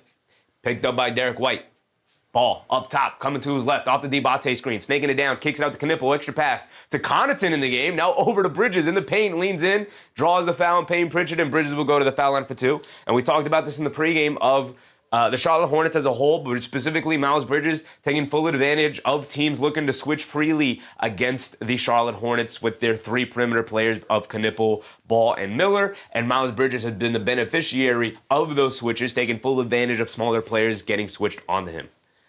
So Bridges is at the foul line for 2 free throws now. Jayson, what's up, Jayson? Pritchard. Only the 3 points so far tonight, right? Yep, 1 for 3 from the field. Miles Bridges misses the first free throw. He's got one more coming. Niwa, what's up, Niwa? Celtics might win. Seas of fouls. Celtics might win. I mean, they are the overall better team as Miles Bridges goes 0 for 2 from the foul line. My timer's going too far ahead. We got 10 minutes to go here in the second quarter exactly. Pritchard bringing it down for the Celtics. Over to Queta. Queta hands back off to Pritchard. Pritchard up top. Coming to his right as Diabate switches onto him. Pritchard, cross-court pass, Hauser, left corner, ran off the line by Ball, in the paint, puts up the jumper, comes up short, good contest from Connaughton, some contact, no foul call though. Here comes Ball pushing it the other way. Ball up top, being guarded by Derek White, who hustles back to stay in front of him. And LaMelo Ball calling out a set, coming to his right off a stagger screen, kicks it out. Connaughton, wide open left wing three, they'll dare him to shoot it, he'll oblige, he misses it, careens off the side of the rim and goes out of bounds. And here come the Celtics quickly pushing the other way. Eric C. with the Eric C. Charlotte had a 9-0 run to close the quarter. They did indeed. I call the Charlotte Hornets, and I think it's a pretty apt description of them, the most explosive offensive team in the league. They can rattle off these. Tatum, a deep pull-up straightaway three, hits off the backboard, no rim, and Derek White was not prepared for that rebound. It hit his legs and bounced out of bounds. My goodness. Trey Tech Labs, what's up, Trey? New here? Appreciate it. Shout out all the new people in the chat tonight. It is a very fun, entertaining game here tonight. LaMelo Ball has it up top, being guarded by Derek White. Hands it off to Bridges, back to Ball. Ball coming to his right after the Diabate screen. He's got space. Pump fakes, kicks it out to Bridges. He'll fire up the right wing three, and he'll knock it down. Miles Bridges knocking down threes always hurts as an opponent because he's a very inconsistent three-point shooter. You kind of want to dare Miles Bridges to shoot. He obliges there and makes them pay. His second made three of the night. Or maybe his first. We got to look at the box scores at halftime. Nimi Queta tries to deliver the pass down low to Tatum, being guarded in the post by Bridges, and they call a foul on Bridges, who's very upset with the foul call, as most players tend to be. Eric C. reminding people to like button and to subscribe. Appreciate you, Eric. Appreciate for reminding the chat to do so. It is by far the best thing you do to help support the channel, y'all. All you got to do is hit the like button. Hit that thumbs up button, like the stream. I'd very much appreciate it. Scorch said, if you enjoyed the stream, subscribe and hit the thumbs up. Appreciate you, everybody in the chat, for reminding people. Thank you, guys. Roy Valentino, what's up, Roy? Hector Ramos said, so I predict Charlotte wins. They very well could. Up by 8 right now. Celtics get the ball back. They get over to Tatum, over to Derek White. White lobs down low to Tatum, leans in, reverse layup, can't get it to go. But Queta right there again, dominating the paint. And a little pushing and shoving between Diabate and Tatum there. No technicals given, no whistles blown. Okay, they're letting them be a little feisty down here in the paint, and they call a loose ball foul. Tatum and Diabate get tied up, and there it is. There it is. Now they got to be separated. Now they talking. Now there's some pushing and shoving. There was a foul called. It started on the other end. Tatum not appreciated. So the way it started was after Queta got the tip up and in. Tatum, he was the one who missed the layup that Queta got the tip in on. He was already out of bounds. And so after Queta gets the tip in, Diabate recovers the ball and looks to inbound it. But instead of just getting it and inbounding it, he steps in front of Tatum and try to nudge Tatum and keep him out of bounds as he tries to inbound it. So they get tangled up. And Tatum does not like it. And he gives him a little wing, little shove, little push. Little shove, little push. And then there's a little bit of a back and forth where Tatum gives him a shove and Diabate turns to him and he kind of wants to respond, but he's like, we got to keep the play going. So he kind of waves his finger at him. He's got something to say. Tatum mostly ignores it, and then they come down the other end. I didn't see the play there because it was off ball. It was focused on the on-ball action. And there's some pushing and shoving. They get tangled up again. They're going to show it now. Yeah, Tatum comes down. He gets tangled up with Diabate. Tatum ends up holding him. And a little retaliation from Tatum. Diabate doesn't really do much there. And then Diabate got a little smile on him, and he points at him, and he's like, I got you. Don't overreact, big dog. My timer ticks way too far down. We got 8:30 to go here in the second quarter. The officials are going to take a look at this. Probably end up being a double technical. Let's keep it moving. Nothing It's just good, solid basketball play, a little pushing and shoving, a little, tempers flare just a little bit, but nothing over the top. So just give them both a technical, no free throws, nothing of it. Let's keep it moving. Let's play ball. Mr. Grazer said Tatum got to chill. He definitely, Diabate was definitely purposely trying to agitate Tatum, and Tatum got caught with it. Definitely agitated, would definitely say. East Bay Virgin to East Bay. No dog in the game here, baby. Just want a good game. Yes, sir. East Bay, yes, sir. Hector Ramos said Charlotte is innocent. Charlotte is innocent. Well, Diabate was the instigator. But, Tatum was the one who responded. Dream said NBA is an absolute juggle of sport. I mean, you don't have to watch it if you're not enjoying it, brother. Queen said only down by 8 points. Well, my score is off. My bad. I forgot to give Tatum his tip in. Only down by 6 points. 36-30. Kata had the tip in there. Craig Yang. What's up, Craig? Tatum about to go off now because of this. They might be tugging on Superman's cape. We'll see how Tatum responds coming out of this. He has not been very good here tonight overall. He's 1 for 4 from the field for only 5 points. And the 3 of them came way of being fouled on a 3-point attempt. So not great there. Oda Austin said Jayson Tatum ejected from the game. I highly doubt that will happen. iCup, I'm not spelling it out by letter, brother. Hornets are innocent and Boston is now just causing fouls. Mr. Grazer said Diabate was squaring up with Beef Stew and Duran. He don't play. He does not. He's definitely down for the action. He's definitely down. Dream said paid millions and can't shoot a basket. Serious? Kind of just basketball, brother. Nobody shoots 100. 405 Main said, do you think Tatum will get 23 points tonight? He could. It is possible. It is possible for Jayson Tatum to score 23 points. Francis, let's see. Codal Real? What's up, Francis? Should I bet on the Celtics? That's up to you, brother. That's your money. I can't tell you what to do with your money. Robinson Dones? What's up, Robinson? LaMelo 40 PRA? It's possible. He's gotten off to a good start tonight. No assist, though, yet for LaMelo Ball. I mean, 1 assist only for LaMelo Ball, so. Hector said, except Will Chamberlain. Not even Will Chamberlain, brother. Not even Will.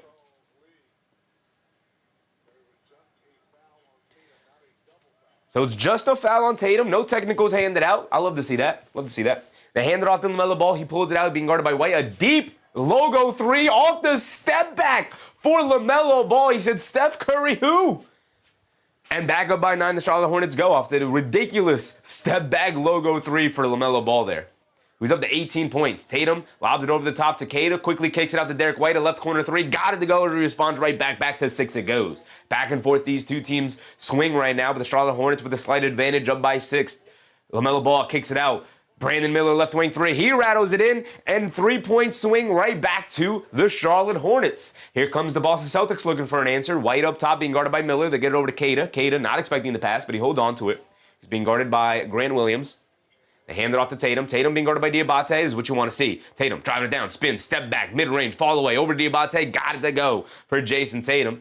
They might have started Diabate tugging at Superman's cape there. Let's see if he can wake up the beast. LaMelo Ball coming off the screen. Another open look. Rattles that one in and out. Rebound to Sion James. Pump fakes. Gets the lefty layup and the foul on Nimi Kata. And it's not a traditional 3-point shot, but an and one could give him the old school, old-fashioned 3-point play. It can give them back the 10-point lead. Niwa said, Celtics can't shoot the way the Hornets do. No, they don't have the shooters that the Hornets do. More so catch-and-shoot shooters and not off-the-dribble shooters the way LaMelo Ball has provided so far tonight. Sir Shue? What's up, sir? Ball misses the free throw. I mean, Zion James misses the free throw, though. And why is my timer still ticking? 7 minutes to go here tonight. My timer is too far ahead. Brown quickly rushes it down the other end, gets the scoop lay with the right hand to go down. Nice drive and finish. It's only 7. James dancing with it, but the Charlotte Hornets have the momentum right now. James down the lane, pulls it back out, kicks it out the ball. Ball out by the half-court line, and Derek White has to play up high. Pressuring him out by the half-court line. Ball spins, coming to his left, and they call an offensive foul on Diabate, setting a moving screen. So the ball is going to go back to the Celtics. Under 7 minutes to go now. We are approaching the halfway point of this fourth quarter.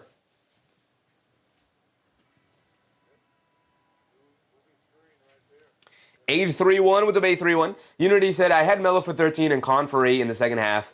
I donated tonight.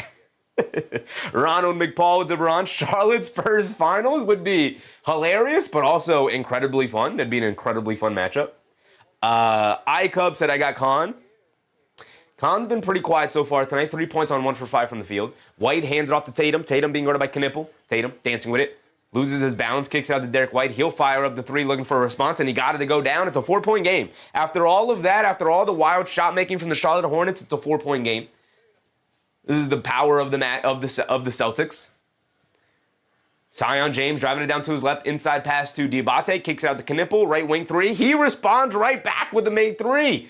And the Charlotte Hornets no quit themselves. Here come the Celtics pushing it the other way, looking for an answer. They get it to Brown, spins off Knipple in the post, driving it down, and a foul on Con Knipple. Brown overwhelming him with his size and his strength. We got 6 minutes to go. D said, will Tatum get 18? He could. He could. JP Drums with the JP. OKC is definitely going to be in the finals. They could. They are indeed the favorite to win it all. So it would not be a surprise. Sakura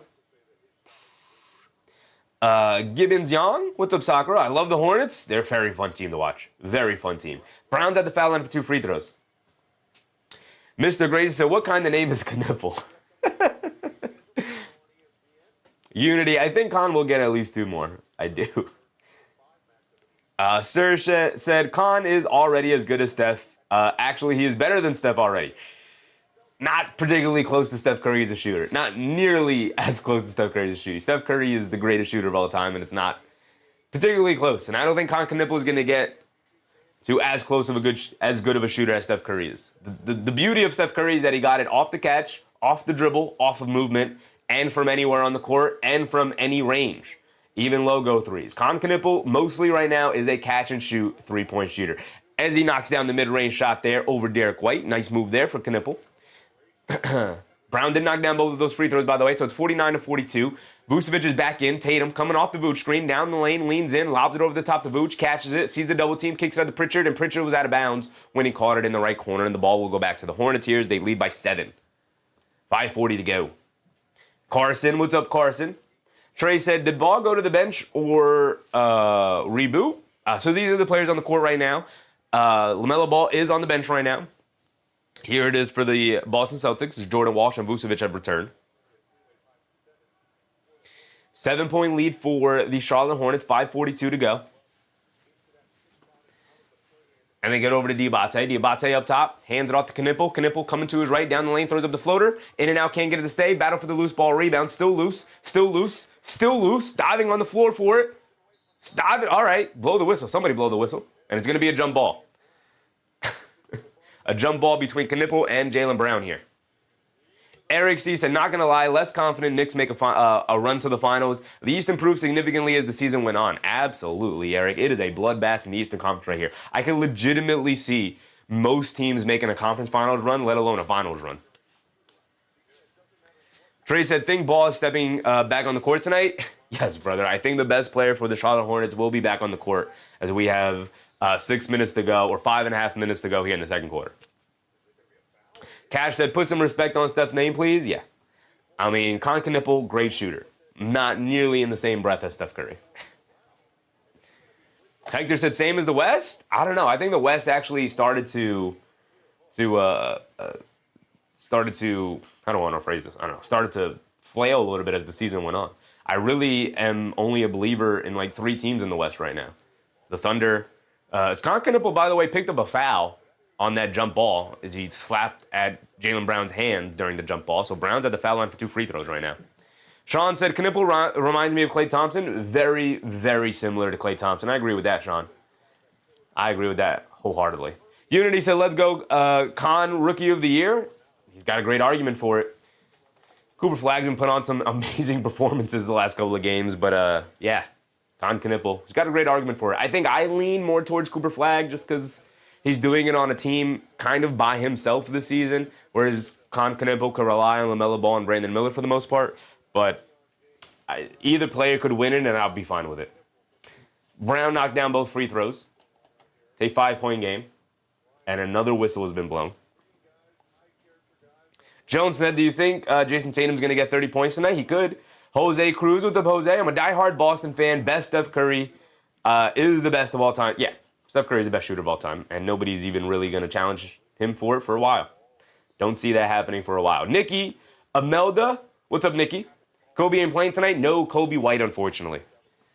Sion James gets it out to Diabate. Diabate hands it off to Miller. Miller coming to his right off the Diabate screen. Has it at the foul line. Kicks it up top to James. James gets it over to Grant Williams. Catches. Pump fakes. Driving to his right against Derek White. Pull up three for Grant Williams. Can't get it to go. Pull up mid-range jumper for Grant Williams. Can't get it to go. Rebound to Jaylen Brown. Bringing it down. Stop and pop. Pull up three. Got it to go for Jaylen Brown. It's a 2-point game, folks. 49 of 47. Under 5 to go. James has it up top. Pulling it back out, kicks it over to Knipple, being guarded by Tatum. Knipple swings through to his right, off the Diabate screen, pump fakes inside the Diabate, gets it back to James, coming to his right, down the lane against Vooch, leans in, trying to draw the foul, no foul called, and the ball is going to stay here with the Charlotte Hornets. Angela Harding, what's up, Angela? It's the Hornets winning this game. We'll see. Corey Day, what's up, Corey? They let the Celtics come back, it's over. It was only an 11-point game, brother. It wasn't a huge lead. We knew the Celtics were going to make a run themselves. I suspect this will be a close game all the way through. They get over to Grant Williams off the inbound. Grant Williams kicks it over to James. Ran off the line by White. Loose ball. Tatum picks it up. And Tatum pushing it the other way. Euro steps down the lane, leans in, trying to draw the foul. He does get the foul call. He's going to go to the foul line for 2 free throws. He could tie it up at 49 now. 4:30 to go. Trey said, is Ball coming back into the game tonight? Yes, sir, brother. Banker Brandon. What's up, Brandon? I got my money on the Celtics. Shizuff, what's up, Shiz? Is KG injured? KG? I got to assume we're not talking about Kevin Garnett. I don't know who KG is, brother. Trying to think. I'm racking my brain. I don't know who KG is. Mr. Grazer, what's up, Grazer? Charlotte always plays Boston tough. Charlotte very good this season. Playing a lot of good teams tough. Boston. Tatum. Has Tatum at the foul line for one more free throw after he made the first one. Misses the second one. Still 1-point lead for Charlotte. Still holding on to a slight lead here. The LaMelo Ball and Miles Bridges sub back into the game along with Brandon Miller. Kalkbrenner in for Diabate. The only difference in the lineup right now compared to their starting lineup. Ball driving it down in the paint. Euro step. Tries to leave it off for Kalkbrenner. Hits his foot. Not a good pass for LaMelo Ball there as he turns it over. Threw at the feet of the big man. Parminder said Bridges on the bench for too long.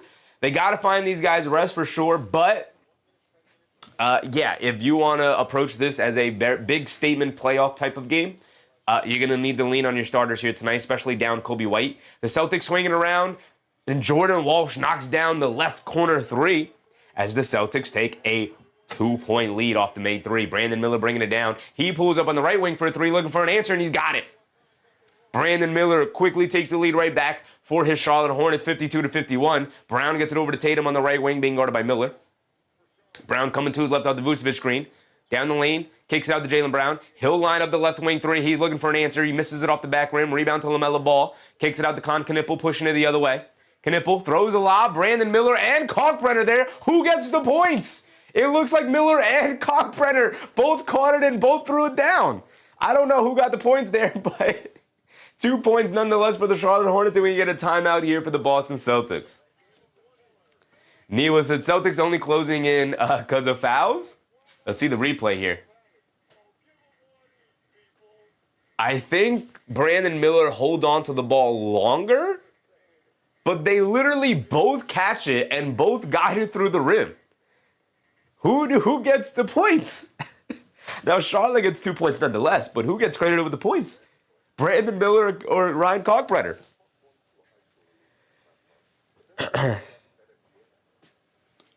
Tori ends Bethia. What's up, Tori? How's Tatum playing? Tatum, not great. 2 for 5 from the field, 8 points, 2 boards, 4 assists. They're showing a lot of bodies to Jayson Tatum and Jaylen Brown here tonight, and trying to force those guys to be passers. Tatum is leaning into the way they're guarding him here tonight, and he's moving the ball around, hitting the open man, while Jaylen Brown is in a little bit more of an attack mode. Every time he's catching the ball, he's going right to the rim, or he's taking the shot off the quick swing pass. He's 5 for 11 from the field, right? He's taking 11 shots. Like they just approached it differently here tonight. Tatum is being more of the ball mover and playmaker, while Jaylen Brown is being more of the play finisher and attacker. We got a little over 3 minutes to go here. Lewis said Celtics for the win. They're hooping right now. Jones said Tatum turning up in the second quarter. A little bit.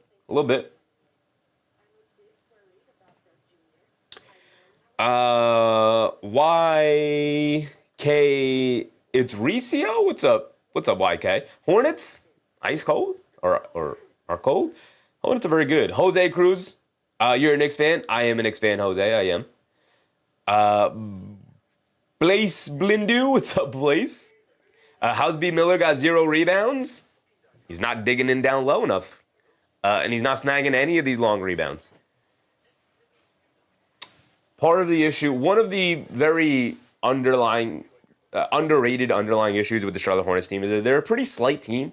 Miller, Ball, Diabate, pretty slight players. Bridges, Knipple, pretty wide guys, pretty strong guys for their position and their size. But yeah, size and strength is going to be an issue for this team moving forward unless Knipple, Bridges, Kalkbrenner, Diabate can kind of shore that up a little bit here. Kenneth, what's up, Kenneth? Boston Celtics wake up. It's a 3-point game, 54-51, a little over 3 minutes to go here in the second. 2 very good teams going at it right now. Duda Daly said Jaylen Brown is like that. He is like that. He is indeed having an excellent season here tonight, this season. And he's playing pretty well tonight overall. But 0 assists, only 3 rebounds for Jaylen Brown. Not great. We know he's capable of playing better than that. But like I said, just they're allowing Tatum to be the ball mover and the initiator, and now allowing Jaylen Brown to be the play finisher here tonight. And it's worked wonders so far to get them back into this game after going down 11 earlier. Kenneth said, well, he's an idiot because like the Hornets take a league because he's dumb, is doing half shooting. Okay. Great comment, brother.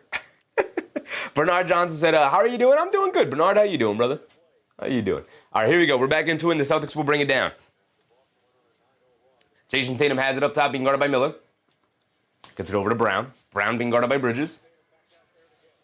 Brown faces up. Jab step, coming to his left. Hesitates. Foul line, pull-up jumper over Bridges. In and out, can't get it to stay. LaMelo Ball with the rebound. And Jordan Walsh knocks it out of Ball's hands. He doesn't recover. It ends up inadvertently kicking it out of bounds, and the ball is going to go back to the Celtics, or at least stay here with the Celtics, I should say.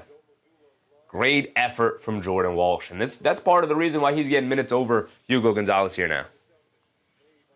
Tatum gets it into Vooch. Vooch, right wing, being guarded by Kalkbrenner. He's going to put him in the post. Back him down. Pump fake, spin, got nowhere to go. Kicks it out to Brown in the last second. Brown, pump fake, Euro step, down the lane, lefty layup. Got it to go for Jaylen Brown, being a nice release valve for Vucevic there, who had nowhere to go out of the post.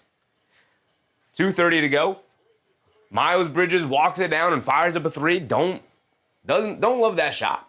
Here comes Brown pushing it the other way. Coming to his right off a nice Vooch screen. Slinging it back to his left hand, kicks it out to Vooch. A pick and pop 3 for Vucevic. Off the back rim, can't get it to go. LaMelo Ball, good box out and rebound over Jordan Walsh there.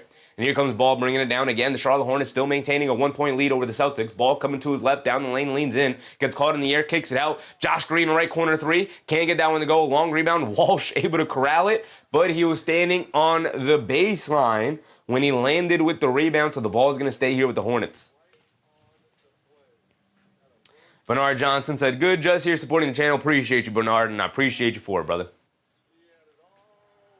Jimmy Young, what's up, Jimmy? Share the points. 54-53 right now.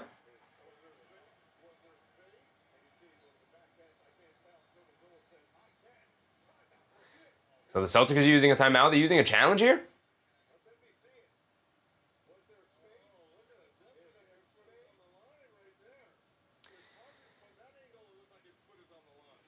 So the Celtics use a timeout. Are they using a challenge? Are they challenging this as an out-of-bounds call? I don't know if the Celtics are using a challenge here. They did show the Celtics bench as Joe Mazzulla was looking to his back row guys to see if they could challenge it, and we did see the one of the guys look up from the pad and say, "I can't tell," to Joe Mazzulla, and then Joe Mazzulla called the timeout anyway. So I don't know if he signaled for a challenge. I didn't see this from the head coach, but I do know they called the timeout. So we've got a Celtics timeout here. We'll see if they ended up using the challenge when we come out of this timeout break here. Trey said, I need Ball to hit 4 more assists. Yeah, LaMelo Ball with only 2 assists tonight. He is definitely looking to score a little bit more often than usual. Obviously, he's capable of scoring in bunches, but they definitely need him to be a bit of a ball mover as well. 2 assists for LaMelo Ball is not what you want to see. You want to see him at least hovering around that 7 or 8 assist marker. So we'll see if he changes up his play style a little bit in the second half, or if he remains aggressive as an offensive scorer. That could still work for them, but they're going to need Bridges and Knipple to wake up offensively a little bit here. Miller's only taken 6 shots tonight. He's knocked down 4 of them, 10 points. It looks like they did use a challenge.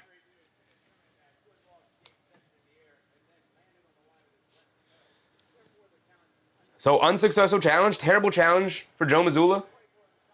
I don't know why he decided to challenge that. It is very evident and very obvious that he was on the out-of-bounds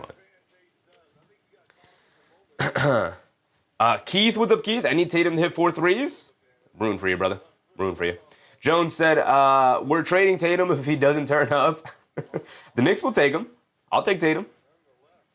Jose said, how about this trade? Towns and Hart and the second-round draft pick for Giannis. Why would the Milwaukee Bucks want Towns and Josh Hart and a second-round pick? Why would the Bucks want that?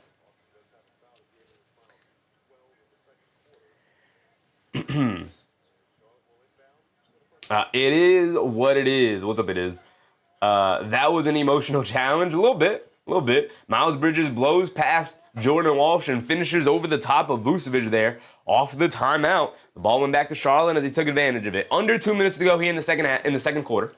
Tatum dancing with it, coming to his left off the Vooch screen, driving it down, slips past to Vucevic down low, gets blocked by Kalkbrenner, and Vucevic continues to be a bit of a zero here today for the Celtics. In transition, Brandon Miller misses the left wing 3.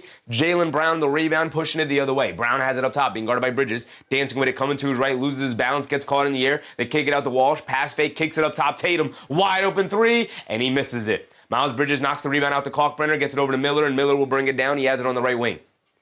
Miller being guarded by Tatum. Gets it up top to Ball.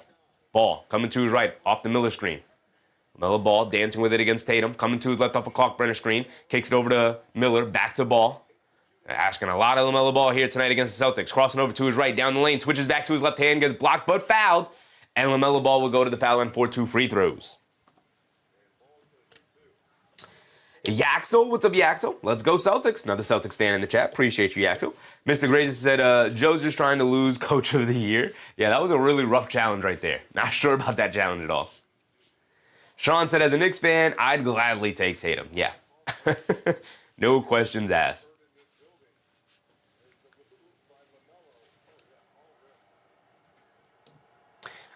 Age 3 wants and need Tatum for 6.5 assists. He's got 4 already, so you're on pace. Scotty, what's up, Scotty? Stop giving the ball to Vucevic, who has given them 0 points on 0 for 5 shooting here tonight. Not a great night for Nikola Vucevic. Ball knocks down the first free throw. He's got another one coming. Jones said, I need Tatum for like 21 points. He's got 8. Not that far off. Bray, what's up, Bray? Who do you got this game? The Celtics are the better team. I have to think that overall they'll be able to find a way to pull this one off, but the Hornets are playing them extremely well here tonight. Brown, off the 2 made free throws, from Ball, gets it over to Vooch. Vooch spins in the lane, throws up a floater, can't get it to go, but Jordan Walsh right there for the putback, and LaMelo Ball and a couple of Charlotte Hornets trying to say they should wave it off as offensive basket interference. They don't, and that's 2 points to Jordan Walsh and the Celtics. 58-55, under a minute to go. Ball dancing with it up top, being guarded by Walsh. Ball's trying to wind down some time. being guarded at the half-court line. Ball coming to at the clock-burner screen. Puts up the three off bounds, leaning in. Got it to go. LaMelo Ball has been insane today with his shot making. Excellent game for LaMelo Ball. Was up to 21 points, or 23 points off the two made free throws. Brown has it up top, coming to his left, attacking Kalkbrenner in space. Euro steps down the lane, scoop blade with the right hand, can't get it to go. No foul called, and here comes Miles Bridges walking it down the other way. They're going to hold it for what could be the final shot of the quarter. But there's about a 6-second difference between game clock and shot clock, and Ball has it up top, being guarded by Walsh. Ball will hold it for as long as he can, trying to ensure that this is indeed the final shot of the quarter. Ball calling for another screen. Coming to his left. Another pull up. No. Kicks out the last second. Brandon Miller wide open three. Comes up short. Rebound to Jordan Walsh. They got 5 seconds to go. Over to White. Pushing it. Derek White down the lane. In the paint. Going all the way through. Loses the handle on the ball. And it's out of bounds. And that will be the end of the first half. And Derek White arguing they got slapped on the arms. And that's why he lost the ball. But they do not give him the call. And that will end our first half right there. They're going to see the replay. And he does indeed get slapped on the wrist. Definitely should have been a foul going towards the basket, but they don't give it to him. And the Celtics are indeed out of timeouts, not that they could have challenged it anyway. And our first half is going to end 61-55. Now, let me blow my nose real quick before we get to our halftime run.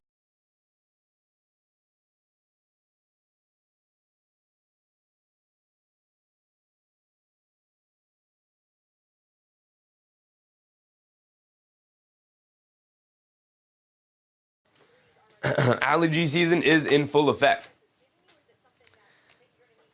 Francisco said he got the same points as Tatum and they have him benched. The coach of the bum because they got the call that they placed Keita as a bet and now they got him benched. Yeah, we didn't see a ton of Nimi Keita in that second quarter, felt like. Definitely didn't play a lot towards the end there. They definitely leaned more towards Vucevic, which I don't love. Maybe saving him more so for the second half. We will see. We will see. Definitely need to lean more towards Keita, who dominated that first quarter. At least for the Celtics, who trailed by 11 in the first quarter. Maybe that's part of the problem. Maybe they didn't like the way he was guarding in space, and LaMelo Ball got a ton of shots off of it. But let's break it all down as we go to our halftime rundown. And our halftime rundown is sponsored, as every halftime rundown is, by our guys over at Get Off My Lawn. I dropped my pointer. Get Off My Lawn Records. Our guys, go ahead and get to getoffmylawnrecords.com. Go to their website. And if you are musically inclined in any way, or would like to be involved in music, go ahead and reach out to them. They can definitely point you in the right direction. If not, they themselves help you out directly. You can also sign up for their mailing list and be notified whenever they, the Jazz Destroyers, their band, or any of their musical artists that they represent drop new music. By signing up for the mailing list, you will get an email and be notified when that does occur. You can also subscribe to their YouTube channels to check out their music, the Jazz Destroyers, and also Get Off My Lawn Records, where you can listen to their podcast. And they were also generous and kind enough to give us a discount code at bandcamp.com. So you can go to bandcamp.com and use promo code Sheffy to get 20% off site-wide. So shout out our guys over at Get Off My Lawn Records. Okay, let's start our halftime rundown. Let's go through it. Guerrero, what's up, Guerrero? Gonna make me lose my parlay. NGAS. I don't know who that is, brother. Candace said, I hate the Hornets. Jose said, is that part of your merch? It's fire. The Jazz Destroyers? No. This is somebody from the community who has a record label and asked if they could sponsor the halftime. And yes, indeed. Yes, indeed. They can. So you can go ahead and check them out. Our merch store is connected to the channel, so you can go to check out our merch. Right now, it's just simply hats, shirts, and hoodies. But we are looking to expand the store as we approach the postseason here. This is a one-man band up here. Everything you see is as a product because I made it and I worked on it. No help over here. The only thing I've ever gotten help with was creating the logo. I got that professionally made by somebody. RDN Gaming, what's up, gaming? Jayson Tatum, 20 plus points, good. Dolo, what's up, Dolo? Hornets are just bees without purpose. Dubs, it's Dubs, what's up, Dubs? Bridges, Miller, Knipple, over 15. Parminder, what's up, Parminder? I need Tatum for 37 PRA. Am I cooked? You could be, I don't know. Sean Fly Sore, what's up, Sean? Go Celtics, they're hooping. All right, let's go to the box score. Let's go right to the box score. Let's not waste any time on talking through that. Actually, before we do that, we're going to wind up. Come on, can we go ESPN.com? Thank you. Before we do that, let's look at the rest of the league. Let's see how the rest of the NBA slate is breaking down so far here tonight. Chicago Bulls taking care of business against the Washington Wizards. A battle of the bottom, a battle of some lottery teams there. The Timberwolves, they're taking care of business against the Pacers here, who are tanking, trying to hold on to that top 4 pick that they have. Dat boy Famous. What's up, Famous? Why are they struggling with the Hornets? I need these guys to win for my parlay. For my parlays, Hornets ain't even that good. You haven't really been keeping up with the league that much, have you, brother? The Hornets have been excellent the second half of the season. Literally one of the best teams in the league second half of the season. Have the argument for the best team in the league is they have the highest net rating in the second half of the season. They are fantastic. Very good basketball team. So the Timberwolves are going to pull off this victory against the Pacers, finally back on the winning track for the Timberwolves, who've been struggling without Anthony Edwards. That boy Famous said, dang, my bad, I didn't even know. I'm just trying to let you know, brother. I'm just trying to let you know. Good Villanette TV. What's up, Villanette? School him, Sheffy. It's not about schooling anybody. It's just providing information. That's all it is. Hornets, very good this season. Maybe not the entirety of the season. They got off to a very slow start, mostly because of injuries. Once they got fully healthy, second half of the season, they have legitimately been one of, if not, the best team in the league. By net rating-wise, at least. And definitely by the eye test. And you could see it here tonight as they're going toe-to-toe with the Boston Celtics, who many people have as a favorite to come out of the East. I wouldn't have them as a favorite, but many people do. Aditya, what's up, Aditya? Also solid defense, yeah, and they have picked up their defensive play for sure. He also said Hornets are not going to lie the best offensively rated team after the new year. They have been fantastic for sure. The Bucks and the Nets, battle of 2 lottery teams here. Nets up right now on the Bucks. Heat Hornets battling it out right now. Need the Raptors to continue to win. That'd be great. They're up by 13 against the Miami Heat going into the fourth quarter. You love to see that. As a Knicks fan, need the Raptors to continue to win to try and get that 6th seed. The Hornets and Celtics, obviously the game we're covering tonight. We'll go through the box score in a second. Victor John Montos, what's up, Victor? Jazz and Pelicans battling it out. Battle of some lottery teams. Again, we are at that point of the season where we know who the lottery teams are definitely going to be. Ken said the Hornets suck. They need some help so that they're not that good. They're not a frat. They're not a problem. This team just sucks. They need lame help, some cheating out to beat us. Great points, Kenneth. Really well articulated there, brother. Raymond, what's up, Raymond? Jose said, why are you originally from? Where am I originally from? Where am I from? I'm from the Northeast. Born and raised in Jersey.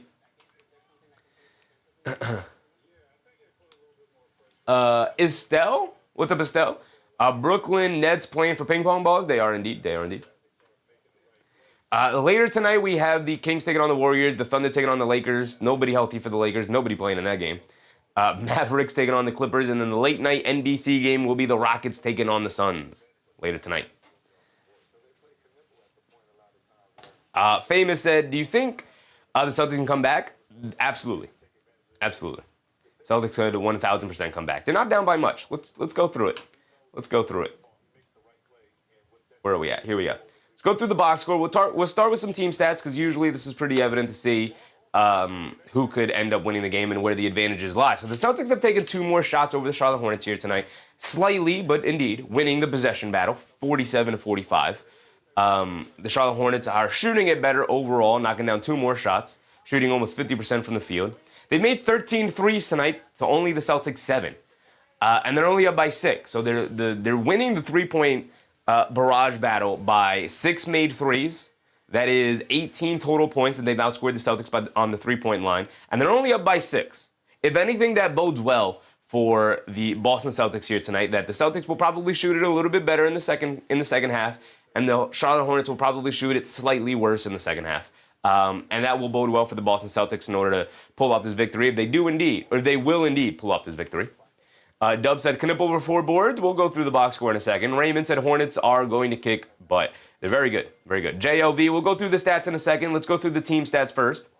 Johnson, what's up, Johnson? Thanks for calling the game, as always, brother, as always. Mark, what's up, Mark? Danny Neves, what's up, Danny? Good Love, what's up, Love? Hurry up and bet Boston money line. It's your money, brother. Jose said, I'm a Boston fan living in New York. Imagine that atmosphere. Good luck, Jose. Good luck. Mr. Graves said, I'm a Celtics fan, but I enjoy seeing Charlotte improve. I mean, if you like basketball, you gotta like the Charlotte Hornets and the story that they have been this year, man. They've been good. Neil said, maybe because Boston have scored more fouls, don't worry about the threes. Hornets would be up by 20 right now. We'll go through it. Queen said, who are the Pelicans? New Orleans Pelicans. They play in New Orleans, Louisiana. Okay, so the Hornets winning pretty heavily on the three-point battle, but it's still only a 6-point game. Free throw shooting, 9 attempts for the Celtics, 7 attempts for the Hornets, so about even. The Hornets have missed 3 free throws, the Celtics have missed 2, so they're beating them in that battle, but only slightly. So this still bodes well for the Boston Celtics, as the free throw battle is about even. Rebounding battle, tied at 24, exactly dead even. Offensive rebounds, 7 to 8, so about even there. Celtics 14 assists, 14 to 11. Hornets winning that battle. Steals and blocks about even, 4 to 2. Total turnovers, 7 to 5, about even. Even the points conceded off the turnovers about even, 13 to 10. So everything is about even except for the three-point shooting so far. Points in the paint, 16 to 20, pretty close to even. Fouls, 11 to 8. Hornets have committed 3 more fouls. Pretty even for the most part. And the largest lead for the Hornets have been 11. Largest lead for the Celtics has been 2. The Hornets have led for 84% of this game. Usually this is a pretty good indicator of who has the advantage tonight in terms of winning the basketball game, because it shows one team is consistently playing from behind. But in looking at the team stats, what I can extrapolate from it is the fact that the Charlotte Hornets everything is about even, except for the three-point shooting. And this does not really bode well for the Charlotte Hornets unless they have a repeat performance here in the second half and they can keep this three-point shooting alive. I will say LaMelo Ball living off of pretty difficult three-point attempts tonight is really not a recipe for success against the Boston Celtics unless he's going to consistently knock those down. And he's capable, but it's not really a diet of shots that I want to consistently go to if I'm the Charlotte Hornets. So I would suspect that the Celtics shoot it slightly better in the second half. The Hornets shoot it slightly worse. This becomes a much closer game, and the Celtics will possibly pull it off in the end. That's kind of what I'm seeing here in the team stats. Jose said, what will be your starting lineup after a new expansion team in Seattle? Well, expansion hasn't happened yet. It's not guaranteed. And I can't possibly make a starting lineup for a fictional team that doesn't exist yet, brother. Raymond said, Hornets defense is keeping the Celtics in check. A little bit, but the Celtics also missed some very wide open threes as well. We know, going back, as Knicks fans, going back to the playoffs last year, that the Boston Celtics can just flat out shoot themselves out of a game. So the Celtics are going to need to make some of these open shots. I could talk all night till I'm blue in the face about how the Celtics will probably shoot it better and the Hornets will probably shoot it worse, but that's not how basketball usually works out. You're going to actually have to go out on the court and do those things. MBM, what's up, MBM? Mad Max, what's up, Mad Max? Buzzer Beater, what's up, Buzzer Beater? Let's go through the box score now and check out the stats. So we'll start with the Charlotte Hornets, the road team here today. Diabate with 0 points, 2 rebounds, 3 assists, and 2 turnovers is a pretty rough night for him. He is not competing well at all whenever he's matched up with Nimi Keita, but also did not really do a great job against Nikola Vucevic either. This is exactly what you need to do in order to slow down the Charlotte Hornets, is take away any size advantage they have and any advantage they might have with players attacking the glass. That's by taking Diabate out of the game. Now, LaMelo Ball's shot making here tonight, 5 for 11 from 3. Again, I've talked about this. I don't love his shot diet here tonight. He's taken 14 total shots. 11 of them have come from the three-point line. He's just not really doing a great job of mixing up his game of settling and shooting threes, which he's capable of doing, but also attacking the rim, knocking down his floaters, getting all the way to the basket, collapsing the defense, settling too much, in my opinion, on this three-point line. And if some of these shots start to stop falling, a lot of these tough, difficult threes stop falling for him in the second half, the Hornets could find themselves in a bit of a hole, as the Celtics will probably take the lead at that point. They're going to need to find better offense than LaMelo Ball chucking up contested threes. Again, he's capable, as he's shown you already. 5 for 11 from 3 on the quality of shots he's gotten is really incredible for him in that first half. But if he ends up taking 23s tonight, that's a win for the Celtics defense. Brandon Miller, 2 for 6 from 3, 4 for 8 from the field overall for 10 points. He's just got to flat out shoot it better, especially from the perimeter. He's had mostly open looks, but also they're going to need somebody to help battle on the boards. It's been mostly Miles Bridges and LaMelo Ball here tonight, not much of anybody else. Nobody with more than 2 rebounds outside of those two guys. 2 for Diabate, 2 for Knipple, 2 for Kalkbrenner, 2 for Josh Green, and 1 for anybody else who's grabbed the board. Not great distribution for there. All of the assists coming from the starting lineup as well. They're not really getting anything off the bench, and you're seeing the full absence of Kobe White here tonight. Outside of Grant Williams, they're not really getting anything. Josh Green knocked down a 3. That's nice, but they're not really getting anything from anybody else. Grant Williams knocked down 2 threes, but outside of that has been mostly silent. Kalkbrenner has been excellent off the bench defensively and attacking the boards and being big down low. He's a plus 16 here tonight. Also, his screen setting has been very, very key in freeing up a couple of these guys. Him and LaMelo Ball seem to have a really nice chemistry playing the pick and roll game. Heart of the culture with the heart. Give me a break. 5 threes is still valid. Sure, yeah. I've been very complimentary of the fact that he's knocked down really tough threes. But do we think he's going to knock down 10 threes tonight? He's capable. We've seen him knock down 10 threes tonight. But against the Celtics team, if the primary way you're scoring the ball is off of really tough contested three-point shots, good luck, man. Good luck. Is it possible? Sure. Is it a good idea? Is it good offense? Not at all. Not at all. Sarka, what's up, Sarka? That third quarter Hornets blitz is going to need to come through. Yeah, and it's going to have to come from guys outside of LaMelo Ball, who's 23 first half points, incredible night for LaMelo Ball, but they're going to need guys like Brandon Miller and Concanipo to step up. 18 combined points total from those guys, but also total 7 for 16 shooting. Just not good enough. It's around 500, but just not good enough. 4 for 11 from three-point range is solid, but again, not good enough, especially on a night where you're missing Kobe White. You're going to need your guys to step up. You need somebody outside of the known to step up, but also Diabate not giving you what you need to give. Not giving them what they need them for him to give. We go over to the Boston Celtics side. Tatum with 8. Hauser with only 5 on 1 for 5 3-point shooting. Will Hauser shoot it better? Probably. We'll see. That is definitely the hope for the Celtics here tonight. Keita, 10 points. Only played 12 minutes. They're going to need a lot more Keita in the second half here if they want to look to take this lead. But it also might be the case that they didn't really love Keita guarding in space against LaMelo Ball in those pick and roll situations. So that might be interesting to see. White with only 6 points on 2 for 3 from 3-point range. They're going to need more impactful game from Derek White here in the second half. Jaylen Brown, 18 points. Did a majority of the scoring here. Tatum did a majority of the playmaking with 4 assists. Vucevic off the bench was a complete donut. Pritchard only knocked down 1 3, only took 3 total shots. Jordan Walsh, 5 points for him. His energy was nice and solid. And Baylor Shireman didn't give them anything in his 5 minutes. So you're seeing Joe Mazzulla and the Celtics really reliant on essentially their starting lineup more so than anything else. Start of the second half, LaMelo Ball gets it curling off a screen, gets some momentum rolling down towards the paint, and he knocks down a floater. Exactly what I wanted to see. Get him going towards the paint, breaking down the defense. He's more than capable of finishing in the paint and knocking down floaters. And we saw him do that there. They kick it over to Hauser in the left corner, ran off the line by Miller. Hauser pulls it back out, kicks it over to Keita up top. Keita gets it over to Hauser, left wing, pass fake, driving to his left. He's got space to the basket, gets caught in the air, kicks it out to Brown, right wing 3, good relocation, but Brown can't knock down the 3. Battle for the loose ball rebound, and Miles Bridges ends up with it. He's done a great job of rebounding the ball. They leave it off for LaMelo's pull-up 3, can't get it to go, gets knocked to the floor, no foul call. Hauser the rebound, here comes Brown. Brown, up top, driving it to his right in the paint, kicks it out to Hauser up top. Hauser gets it over to Tatum. Tatum, 1 dribble, deep pull-up 3 for Jayson Tatum. Got it to go, nothing but net for Jayson Tatum there. And here come the Hornets pushing it the other way. They lob it down low to Diabate. He swings it out. Knipple, left corner 3, looking for an answer. Off the back rim, can't get it to go. Good boxing out from the Celtics, and Derek White grabs the easy rebound. Here come the Celtics. White gets it over to Tatum. Tatum, pump fakes, coming to his right. Ball knocked out of his hands by Miller, but it goes out of bounds of the Hornets, and LaMelo Ball we're not ready to pick up that loose ball. Good hands from Brandon Miller there, but the ball will remain with the Celtics. Buzzer Beater said, who's the rookie of the year? Flag, Ace, or Con? Ace is not even in the running, brother. It's Flag or Con Knipple, and it could go either way. There's arguments for both players. I think I lean a little bit more towards Flag because of what he has played with this year in comparison to Con Knipple, but Con Knipple more than deserving as well, getting that rookie of the year award.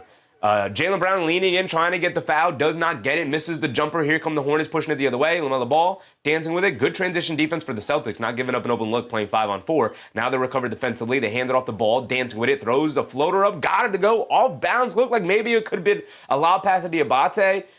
So much so that Keita ended up turning his back to Ball, and he knocks down what ended up being a floater. And again, LaMelo Ball doing a good job, not settling for 3 so far here to start the second half. Tatum up top, being guarded by Miller. Coming to his right off the Keita screen. Pull up straightaway three for Jayson Tatum. In and out, can't get it to go. Keita, the offensive rebound, flips it up. Got it to go for Nimi Keita. 65-60, 5-point game. LaMelo Ball bringing it down, coming to his left off the screen. He'll put up the three now, and Ball throws up an air ball, and it goes out of bounds. Ball back to the Celtics.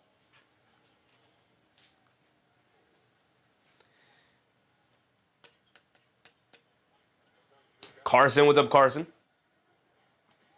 Tatum has it up top, 8:30 to go. Tatum coming to his left, rejecting the Keita screen, down the lane, leans in, off glass, got it to go for Jayson Tatum. Too big, too strong, too talented. Went right through the chest of the Hornets there and finished over Diabate. It's a 3-point game, 1-possession game. Miller coming to his left off the Diabate screen, foul line pull-up jumper, comes up short, can't get it to go down, but he gets fouled by Jaylen Brown. And Miller will go to the foul line for 2 free throws with 9:12 to go.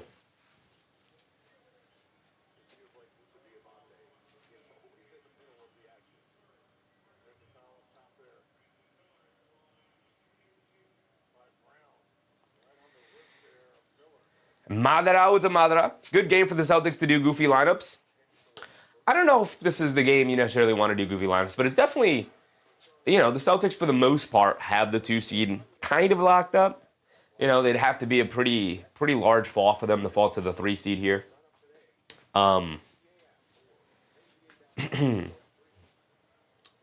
Yeah, I think, though, as you wind down the regular season here against good competition, you more so want to start locking in your playoff rotation more so than experimenting with lineups. That's what the rest of the regular season is for. Miller knocked down both of his free throws, back to a 5-point game. Tatum up top, being guarded by Miller. Tatum coming to his right, off the Keita screen. Tatum dancing with it, coming to his left, puts up the straightaway 3 off the screen. Got it to go for Jayson Tatum, who's starting to wake up here. 2-point game. 67-65, Jayson Tatum up to 16 points already. He's already scored 8. In this quarter, LaMelo Ball down the lane. Great Gortat screen from Diabate to hold off Nimi Keita from contesting the rim. And LaMelo Ball slithering his way to the basket for the scoop layup with the right hand. 69-65, 8:30 to go here. Derek White has it up top, coming to his right. Diabate switched onto him. They get it over to Keita. High post, being guarded by Knipple. Back out to White. He catches and fires, no hesitation. And Derek White gets it to go. It's a 1-point game. Trading 3s for 2s right now. They get over to Miles Bridges. Bridges bringing it down. Bridges gets it out to Ball. Ball coming to his left off the Diabate screen. Settles himself, puts up the 3 over Hauser. And LaMelo Ball gets a 3-point shot to go down right there. He's been excellent tonight. And he continues to pick up where he left off in the first half. Derek White up top. Diabate switches onto him. They are freely switching everything. They get over to Keita. Keita back over to White. White catches, pump fakes. Ran off the line, gets it over to Tatum. Tatum up top being guarded by Diabate. Jab step. Jab step. Jab step. Dancing with it now. Rhythm dribble, step back 3. Jayson Tatum throws up an air ball. The ball is going to go back to the Hornets. Celtics had nothing going towards the rim at all on that possession. Everything was straight away out by the 3-point line. Bestia with the Bestia. All I need for Ball and Brown not to make anything. Joe Ranger with the Joe. Ashley Williams with the Bashley. Jaylen no assist yet. No assist for Jaylen Brown tonight. Joe Ranger said now time for Boston to play. Let's go Celtics. Here they come. Here they come. Diabate hands it off to Knipple. Knipple off the handoff, driving it down against Keita. Gets blocked by Keita, but he can save the ball from going out of bounds as his toes were on the line, and the ball is going to stay here with the Hornets.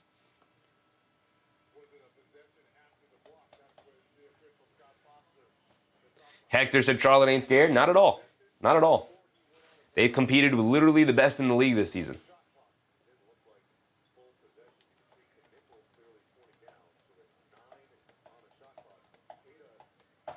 Tay Cowboys, what's up, Tay?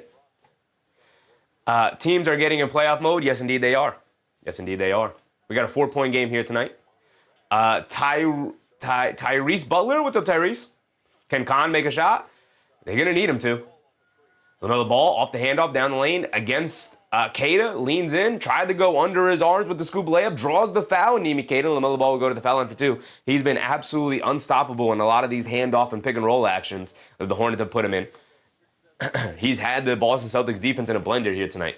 He's going to go to the foul line for 2 free throws. He's got 32 points already here tonight. Hector said Tatum is trash. Sean said, Hornets remind me of the early days of the Warriors dynasty. It's not a bad comparison. Like the early days of the Warriors dynasty, like before they became the dynasty, it's not a bad one.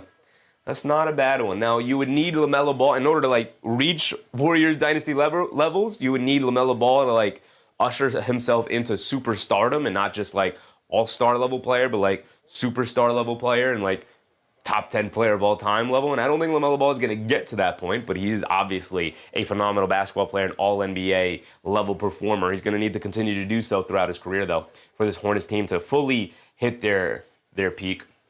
Ball knocks down both of those free throws. He's up to 34 points here tonight. Brown has it up top. Looking for a response. He's going to put up the three. They don't come out to guard him as they go under the screens, and he knocks down the pull-up three. Jaylen Brown now up to 21 points himself. It's back to a three-point game. Still a one-possession battle. Back and forth here they go, but the Hornets have done a great job of holding on to this lead. Jordan Walsh reinserted into the game to guard Ball here. Coming to his left. Ball now slinging it back to his right. Jordan Walsh picks his pocket coming from behind, and Derek White leaves it off of Brown in the paint. Spins off of Miller. Lefty layup. Got it to go. What a finish for Jaylen Brown. It was a bad pass from Derek White. Put him in a bad position, but Brown able to finish through two defenders anyway. And now here come the Hornets bringing it down, holding on to a one-point lead, but momentum starting to shift towards Boston as they are in their home arena. They swing it over to Miles Bridges, wide open right corner three. He can't get it to go. Rebound goes over to Tatum. Walsh doing a good job of keeping it away from Diabate. Tatum bringing it down, being guarded by Miller. Crosses over to his right, blows past him, gets tripped up, kicks over to Brown in the corner, a three. Can't get it to go. Battle on the glass for the rebound. Goes out of bounds. Going to stay here with the Celtics. Two players trying to keep Nimi Keita off the glass. And Jayson Tatum wondering where the foul was as he got tripped up by the Hornets there. He still found a way to kick it out to Jaylen Brown, who missed the three, to avoid the turnover. But the ball will still remain here with the Celtics. KC Solomon, what's up, Solomon? LaMelo Ball is better than LeBron? Sure, brother, sure. This season? Sure. But all time? No. 831. What's up, 831?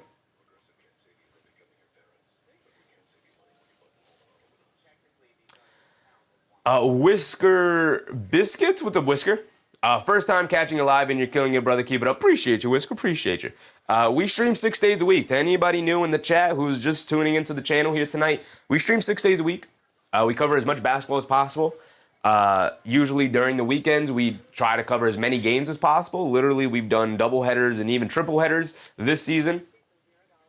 And come playoff time, we're going to cover as many games as possible.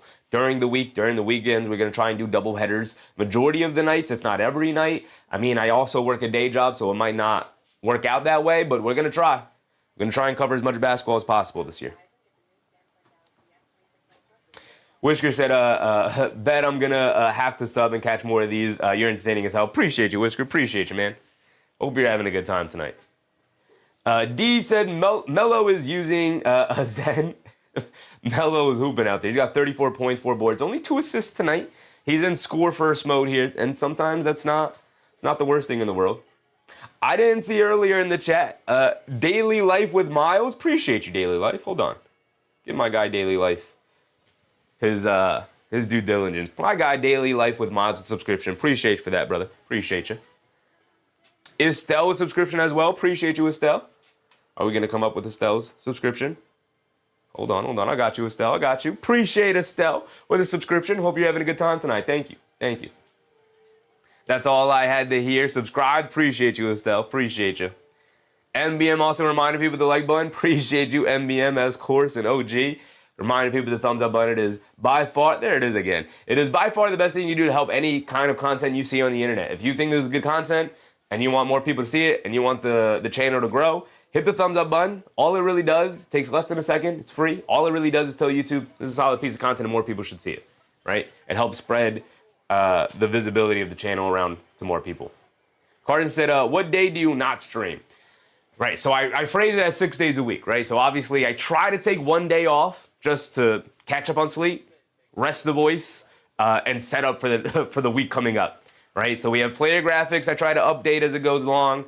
I obviously have to create the score bugs for every game. We have to create the thumbnails for every game. So, and it's all a one-man band. It's all me. I don't have any help. Trust me, I reached out to some friends. They weren't interested. So I said, screw it. I'll do it myself. And that's what we've done all season. Archie John Reyes, what's up, Archie? Shout out from the Philippines, brother. Appreciate Archie from the Philippines. Props, the God Reacts, what's up, props? Both Braun and Bronny. Shout out Braun and Bronny. Fromia, what's up, Fromia? Ebony said that wasn't a foul. I mean, when you get tripped up, it tends to be a foul. Brown draws a foul there. LaMelo Ball pushing off on Brown as he spun off of him. 6:19 to go here in the third. 1 point game. Celtics have the ball here. Musa Diabate said you got two different wardrobes. A fly one for the Knicks and one where you dress like an out-of-work theater director for everybody else. But we gotta pay homage to Clyde Frazier when the Knicks are on, brother. Right? They get it into Jordan Walsh after Jaylen Brown was doubled, and Walsh gets the pass fake, and then the finish on the inside as the Celtics retake a 1 point lead here as we approach the halfway point of this third quarter. Ball up top. Off the pass, kicks it out. Zion James, wide open right wing three. Can't get it to go down, and Brown can recover the rebound. It's going to stay here with the Hornets.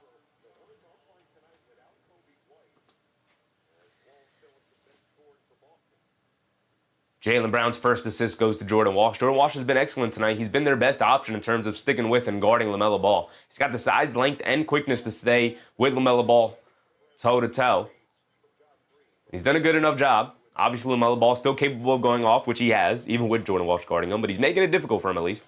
Zion James dancing around the screen. Kata goes under it. James puts up the three. Can't get it to go. Well contested by Kata. Brown throws the home run pass, but Zion James gets up and chases him down and steals it out of the air. What an effort play from Zion James there, and he's bringing it down the other way. We're past the halfway point. 5:30 to go in this quarter. I know my timer's off, but we'll catch up. Miller down the lane, knocks down the little push shot floater in the paint as he was falling away from the basket. Back to a 1 point lead for the Charlotte Hornets. Tatum bringing it down the other way. He's being guarded by Miller. Tatum up top. Playing a two-man game with Walsh, coming to his left off the screen. Ball switches onto him. Tatum dancing with this, sees a double team. Coming to his left, kicks it out to Brown. Brown will take the lane, tries to shovel it inside the Kata. Ball gets knocked loose. Good hands from the Hornets, and it ends up being a turnover, a bad pass, and a bad decision from Jaylen Brown there, trying to shove it down low. Ball, the half-court lob pass to Brandon Miller for a two-handed slam. And that's exactly what you want to see if you're a Hornets fan.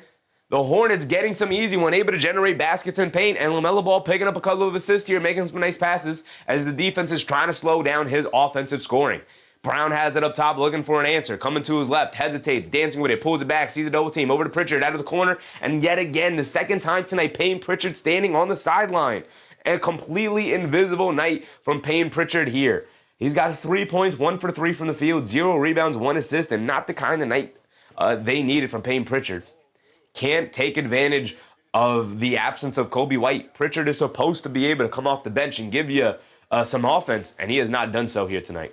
Miller has it up top, crosses over to his left, is being guarded by Pritchard, crosses over to his right, coming off the Diabate rescreen, down the lane, takes his two-step, scoop layup with the right hand, got to go past Mimi Kata for Brandon Miller. And just like that, back up by 5, the Charlotte Hornets go. And Brandon Miller picking up his offensive output here in this third quarter. Tatum tries to throw a wraparound pass to Kata. Too far ahead of him. It's a turnover. LaMelo Ball pushing the pace, gets tripped up. Takes a stumble all the way into the crowd. Thought maybe he got hurt. But he seems fine. Just lost his balance a little bit. Took an awkward step. Bad pass from Tatum. Some bad passes for the Celtics here tonight. One from Brown earlier. Now one from Tatum. And LaMelo Ball trying to put out the argument that he was going up for a layup. I tend to believe he is, right? He was taking his 2 steps to the basket for a reason. Daniel Brooks with Daniel, and they do agree. They're going to give him the 2 free throws out of it. Chaos Kid, what's up, Chaos Kid? We got 4:06 to go here tonight. Chris, what's up, Chris? Chris said, I don't think Ball's better than Braun. I don't even like Braun. Yeah, that's just not a conversation I'm willing to have. Definitely not all time, but even this season, that could be a conversation this year. LeBron has been good, but not great this season. I mean, he is 41 years old. Worldwide Ghost with the Worldwide. Tatum needs to dunk. Yeah, we haven't really seen Tatum be super explosive since coming back from the Achilles injury. Sometimes it takes a full year after coming back and actually playing in games, to get back post-Achilles injury.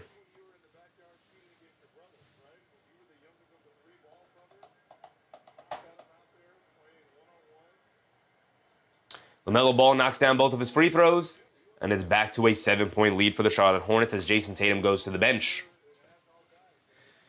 Shireman in the game now for Jayson Tatum. Brown up top. Coming to his right off a double screen. LaMelo Ball trying to stick with him. Brown driving to his right in the lane. Puts up the little floater. Off the back rim. Can't get it to go. Kalkbrenner, good box out and rebound over Kada there. And now here comes Brandon Miller. Kalkbrenner's been excellent just being big in the paint tonight. And a night they really needed him. Brandon Miller down the lane. Pull up. Little jump shot. Can't get the friendly roll off the front of the rim. Rolls off the side. Nice rebound from Pritchard. And the Celtics just throw the hit-ahead passes and beat the Charlotte Hornets down the court. Jordan Walsh just hustling his butt off, beating him down the court for the two-handed slam. Nice hit-ahead passing from the Celtics. Ended with Brown over to Walsh for the two-handed slam. James hands it off the ball, who has it up top. It's a 5-point game, 82-77. 3:18 to go here in this third quarter. Ball, dance with it up top, coming to his right, off the double screen. Has a lane. Keeps the National Bowl alive as he goes under the basket and pulls it out on the other side. He's being guarded by Kate on a switch. Dancing with it. Step back. Double step back. Left wing. Fall away three. Comes up short. Rebound to Ryan Kalkbrenner, and he throws it down with two hands. You pull Niemi Keita away from the basket, and you leave Ryan Kalkbrenner under the rim all by himself with a couple of smalls to battle for that loose ball, to battle for that rebound, and he comes up with it. 10-2 run for the Hornets after the Celtics took a 1-point lead to give them back this 7-point lead. Brown down the lane, has it at the foul line, being guarded by Grant Williams, pulls it all the way back out. Former teammates going at it here. He's waving everybody off. He wants to go one-on-one, and Grant Williams just strips him. And Zion James going the other way. He smokes a layup, though, Zion James. Good effort from Jaylen Brown to chase him down and at least contest it. And Shireman on the right wing knocks down the three. What a 5-point swing. A missed layup on the fast break for Zion James. Ends up with an open three for Shireman on the other end. And it is a 4-point game instead of being a 9-point game. Just like that. You got to get that layup to go down for Zion James. I mean, he went up with two hands, just couldn't get it over the rim. Just maybe needed one more dribble for the layup. I wouldn't be too concerned with Jaylen Brown chasing me down per se, but gotta get that layup to go down, man. Resume builder with the resume builder. Hornets should be down 10 right now, but they're not, and instead they're up by 4. Excellent game here tonight. Both teams playing extremely well for the most part. Van Life, what's up, Van Life? Sorry, bro, that's not happening. Tatum sold my parlay. Tatum, an up and down night. He's had moments where he's been very aggressive. He's had moments where he's laid back and allowed his teammates to take full advantage. Chi-Chi, what's up, Chi-Chi? I have a question. I've been a Knicks fan for many decades. Besides Patrick, why haven't the Knicks acquired a generational player like other NBA teams? Is Dolan hated that much by the NBA? I mean, I'll answer the last part of your question first. Yes. Dolan has had very public spats with both commissioners of the NBA, with David Stern before him and now Adam Silver. And he just fundamentally disagrees with the way the league is ran and the way things happen. He also is very adamant in not liking the fact that there's revenue sharing amongst the 30 NBA teams, right? So it does not really matter how much money the Knicks organization generates for the NBA, because that all of it gets accumulated from all 30 teams and then it gets dispersed by all 30 teams evenly. And James Dolan is like, well, I'm, as the owner of the Knicks organization, right? Like, I'm doing most of the heavy lifting, right? So the bigger markets uplift the smaller markets. So the Knicks, the Lakers, the Warriors, the Celtics, like the bigger markets in the NBA who generate majority of the money through merch, usually merch sales, but ticket sales as well, stuff like that. That all of that gets put in a pile from all 30 teams, and then it gets dispersed evenly. But the Knicks have a disproportional part of that because they make more money than most teams. Also, partly because James Dolan spikes up the prices for the tickets. It's ridiculous, but so James Dolan does not like revenue sharing. That's been a while, and that's been a big point of contention for him and the NBA commissioner for a while. But there are also plenty of other things. So yes, the NBA does not like James Dolan as a whole. Do I think that the NBA has punished the Knicks and James Dolan before? I mean, I'm a big believer that the NBA draft lottery stuff is rigged. I'm also a big believer that it should be rigged. We should also be dictating. If I was the commissioner, I'd definitely be dictating that, I definitely would have put Wembanyama in San Antonio. Like, that was a good fit, right? It's not a coincidence that Cooper Flagg ends up in Dallas after the whole Luka situation, right? Like, all the conspiracy theories and whatnot, sure. But as far as why the Knicks haven't been able to acquire a superstar player since Patrick Ewing, now they have Jalen Brunson, it's because they've been a dysfunctional franchise. Like, that's the short answer. I say all of that to say the Knicks were a dysfunctional franchise. Poorly run, poorly owned for 2 decades there, and finally they found somebody in Leon Rose to actually put together a decent, halfway decent team, right, that can compete this year. Kevin Baroma, what's up, Kevin? Appreciate you, brother. Here we go. We're back into it. After that mini rant there. Appreciate you, Chichi. They get over to Grant Williams, wide open straightaway 3, misses it. Josh Green knocks it out to LaMelo, back to Grant Williams, and this time he knocks it down, well contested by Jaylen Brown. It did not matter. He just needed Jaylen Brown in his face to knock it down. Give him 2 attempts, he'll probably hit one of them. Here comes Payton Pritchard bringing it down, 7-point lead, rebuilt by the Charlotte Hornets here. They get that Shireman 3-point shot right back. Kata has it up top, hands it off to Pritchard. Pritchard off the handoff, puts up the 3, and Pritchard knocks it down. If there's anything the Celtics need, they need a Pritchard explosion here. 1:30 to go in this third quarter. LaMelo Ball dancing with it, crossing back over to his right, off the screen. They hand it off to Knipple. Driving into the paint, they leave it off to Grant Williams, wide open right corner 3. He can't get that one to go. It's very clear that Grant Williams can't knock down an open 3. You have to contest him for him to hit it. Jaylen Brown crosses over, kicks it out to Shireman. The last second, left corner 3 for Shireman. Well short, but Kareem's right back to him. They swing it out to Pritchard. Right wing 3 for Payton Pritchard. And he got it to go. Back-to-back 3s for Payton Pritchard. Pulls it back to a 1-point game just like that. And that's what you needed. That's what you need for the Boston Celtics. You need Pritchard to be the 6th man of the year caliber player that he is. 2 straight 3s for him gives him 9. Ball has it up top. Crowd on their feet here in Boston. Ball crossing over to his right off the Kalkbrenner screen. Gets all the way to the rim. Misses the scoop layup. Battle for the loose ball rebound. Knocked out of bounds. The Hornets find a way to save it. Brown able to pick it up. And it's a loose ball foul on the Charlotte Hornets as LaMelo Ball fouls Shireman, battling for that. And the ball is going to go back to the Celtics. Neither team in the bonus, so it's only shot out of bounds. Van Vliet said overtime maybe? I wouldn't mind it. I wouldn't mind an overtime game here tonight.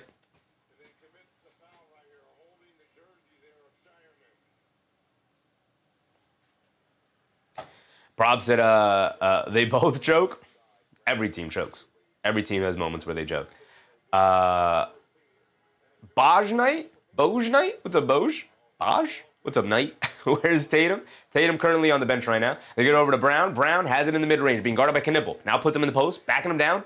Leans in, now fall-away jumper. Got it to go for Jaylen Brown as the Celtics retake the 1-point lead and tells everybody, I got this. I'm Jaylen Brown. I'm MVP candidate this year. Jaylen Brown, I got this, y'all. Sion James bringing it down. He has it up top. Hornets looking for a momentous break-in opportunity here. Knipple being guarded by Brown. Brown looking for the offensive foul. Knipple, they don't give it to him. Knipple still handling it up top. Shot clock winding down, coming to his left. Driving it down in the paint. Little fall-away jumper. Tried to bank it in. Can't get it to go. Battle for the loose ball. Kata knocks it out of the air. Brown able to pick it up. 5 seconds to go. Brown pushing it. Brown crossing over, down the lane, in the paint, throws up a high floater off the back rim, gets it to go down. Gets the Halliburton bounce off the back of the rim, went straight up, and then fell back through the basket in a 3-point lead for the Boston Celtics going in the fourth quarter here as Kata takes a hard hit and falls down and is struggling to get back up with the help of his teammates. Wow, that's not great. It's not great if you're a Celtics fan. And I never restarted the timer, my bad. But we got 12 minutes on the clock, 3-point lead for the Boston Celtics, made the best team win. Back and forth, it's gone all night. You love to see it. You love to see it. Emily Trayan, what's up, Emily? How many blocks does Kata have? I think Kata only has the 1 block tonight, but I could pull it up for you. Nimi Kata tonight is credited with 1 block. Only 1 block for Nimi Kata.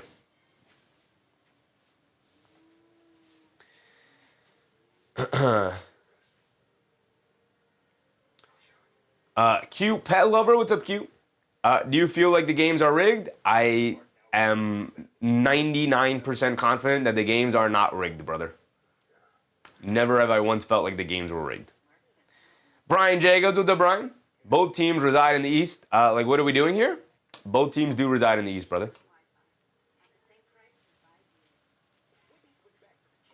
Eric C said, stop spamming, dude. Who's spamming? Who's spamming in here? I don't see it. Knights player? What's up, Knights? Jayson Tatum better be ready for Madison Square Garden on Thursday. It is a big-time game on Thursday, indeed, especially if the Celtics do end up going down tonight. Not as big of a game as if they end up winning tonight, because they will pretty much lock up the 2 seed with a win tonight. Not mathematically, but pretty much. They'd have to lose the rest of their games the rest of the way, which I don't think will happen. KC is spamming. All right, if I see KC in the chat, I'll time him out for a bit, but he might have cooled off. Oh, I see it. I see it. He's saying he is upset that they keep. All right, I got y'all. Just take a minute break, brother. Just cool off. I got y'all.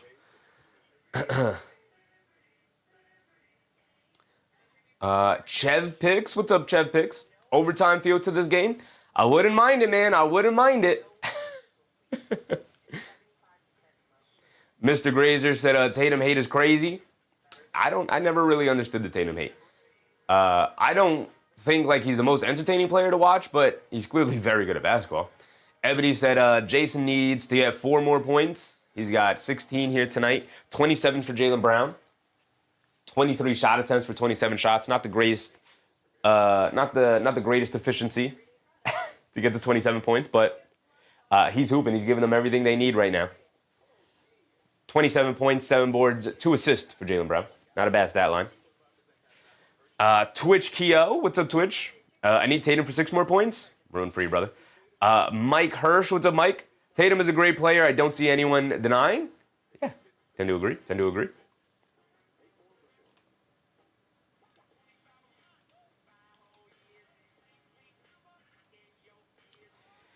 Blixies, what's up, Blick?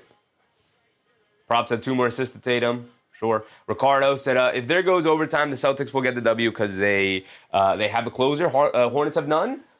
I haven't seen the Hornets personally. Like, I personally haven't seen the Hornets compete in too many close games, so I can't say for sure. But the way LaMelo Ball is playing tonight, I'd have a decent amount of confidence that he'd at least be able to go toe-to-toe with the Celtics in a close game here.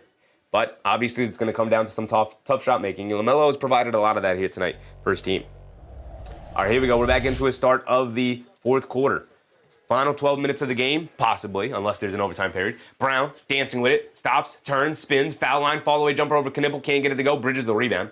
Brown forcing it a little bit these last couple of possessions. He knocked the last couple of down. He misses that one to start the 4th, but clearly trying to take over this game a little bit. Celtics holding on to a 3-point lead. It's a 1-possession game. Bridges calling for a screen, crossing over to his right. He's being guarded by Pritchard, driving it down, has it in the paint, now puts him in the post.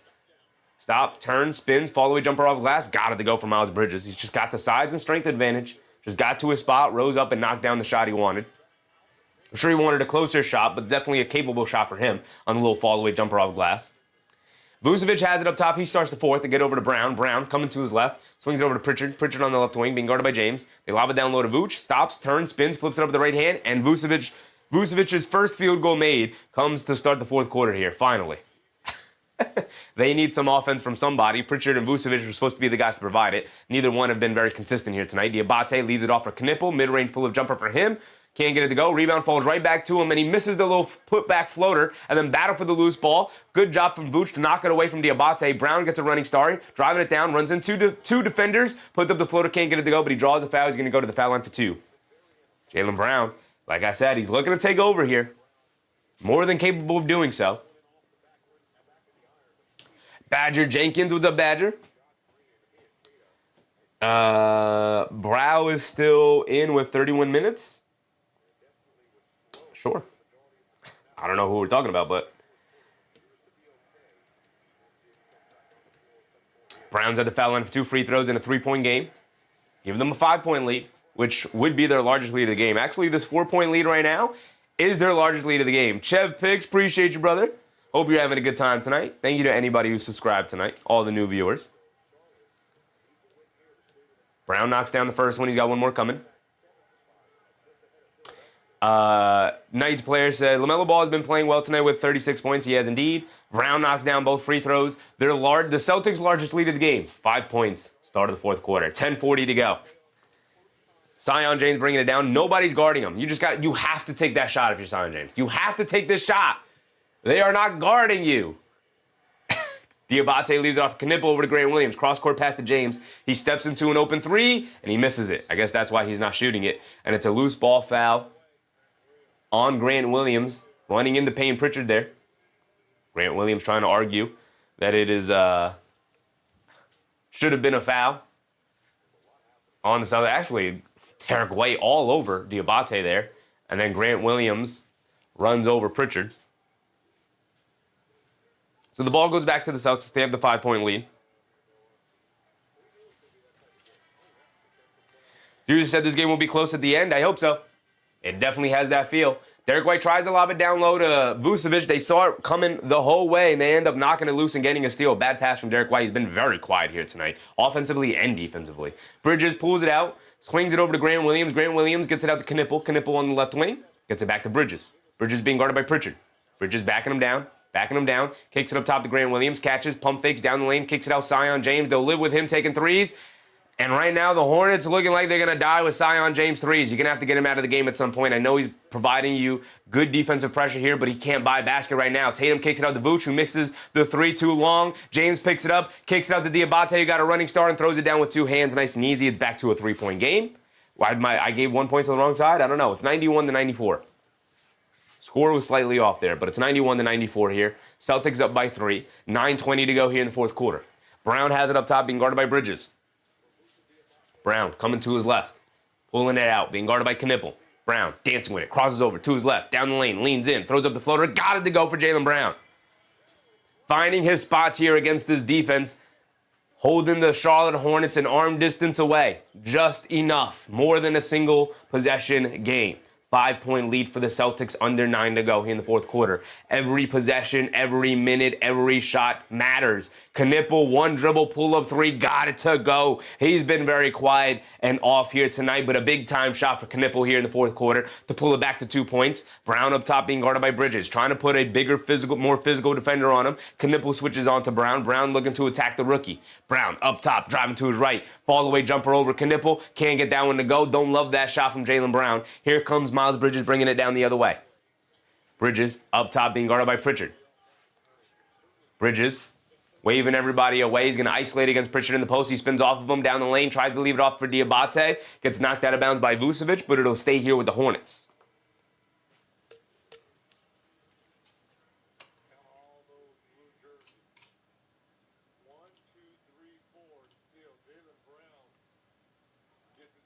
KC, you got to stop spamming, brother. Van Vliet said Tatum sold. I told you. He's got 16 points, 3 boards, 4 assists. They get it into Brandon Miller, left corner, pump fakes, fly-by defense from White. Miller pulling it all the way back out. Crossing over to his left off the screen, mid-range pull-up jumper. Brandon Miller can't get it to go. Tatum another rebound. Jayson Tatum will bring it down now. 8 minutes to go. 2-point lead for the Celtics. Tatum driving it down. Dancing with it against Diabate, driving to his right, bullying his way to the basket. Scoop away with the right hand. Got it to go for Jayson Tatum. Nice, strong drive and finish for Jayson Tatum there. Miller has it up top, coming to his left off the Diabate screen, crossing back over, off the re-screen from Diabate, kicks it in the corner to Grant Williams. Williams being guarded by Tatum, coming to his left, has it up top. Grant Williams gets it over to Knipple. Knipple being guarded by Pritchard, coming to his left, gets it inside to Williams, leaves it off for Diabate, a bad pass, Diabate can't handle it.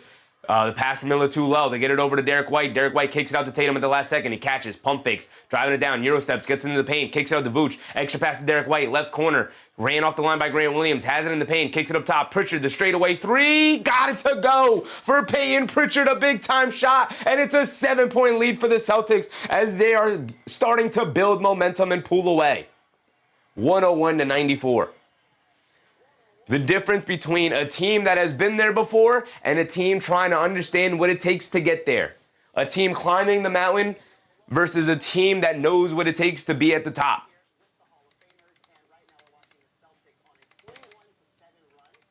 Jose said Pritchard is the Dark Knight. They needed him, and he is finally stepping up. All 12 of his points coming via 3-point shot here tonight.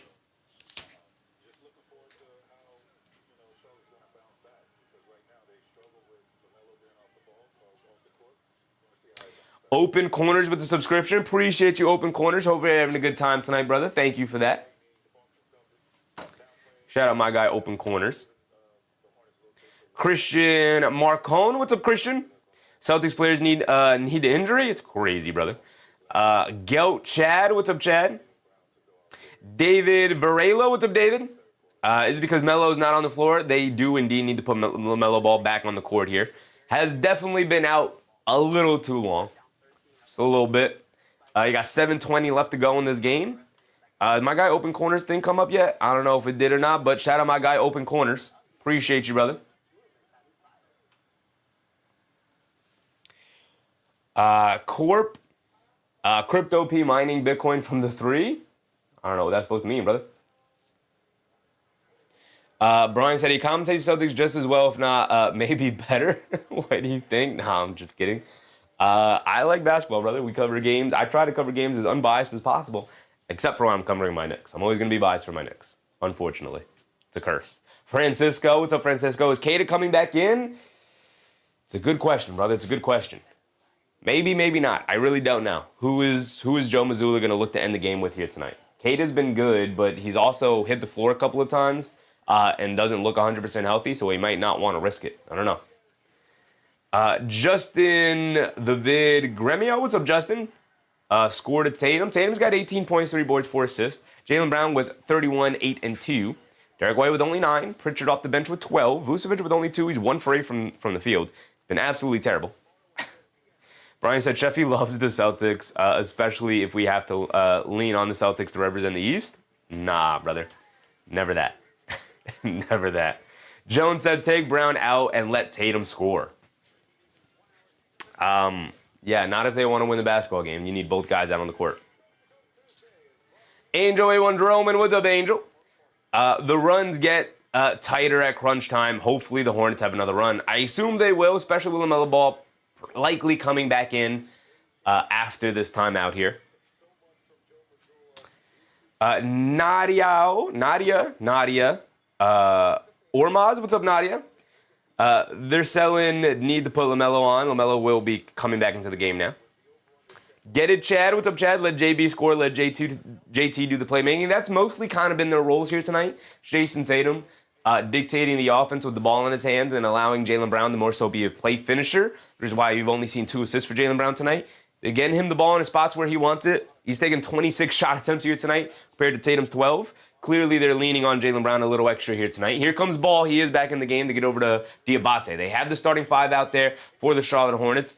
The Boston Celtics rocking their starting 5, but Pritchard and Vucevic in the game. Brown almost comes up with the steal, but they call a loose ball foul on him. It's his second foul. We have 7 minutes to go. We are quickly approaching the halfway point of this fourth quarter, and the Celtics holding on to a 7-point lead. T loves money. What's up, T? Hornets need a win. WTXMD. What's up, W? Is Derek White in the game? Derek White is indeed in the game. They got Tatum, White, and Brown, their top 3 guys, along with Vucevic and Pritchard, their next guys off the bench. They handed off the ball. Ball coming to his left, being guarded by White. One-legged fall-away jumper, not a good shot, can't get it to go. And here comes Jayson Tatum bringing it down. Tatum up top. Tatum being guarded by Ball, dancing with it. Driving to his left, down the lane, leans in, lefty layup, can't get it to go. Good defense from Diabate, contests him at the rim, and he snags the rebound. Here comes Ball pushing the other way. Tatum a little late to get back. They swing it out. Miller, a right wing 3, in and out, stays out. Battle for the loose ball. Tatum gets it. They swing it out to Pritchard in transition. The pull-up 3 for Payne Pritchard. Can't get that one to go. Long rebound back to Pritchard. Pritchard pulling it out, leaves it off for Tatum. Tatum in the right corner being guarded by Miller. Faces up. Tatum holding on to it. Jab step, pump fake, step back. Puts up the 3 for Jayson Tatum. Got it to go down. A star being a star to close this one out. Tatum and Brown know what it takes.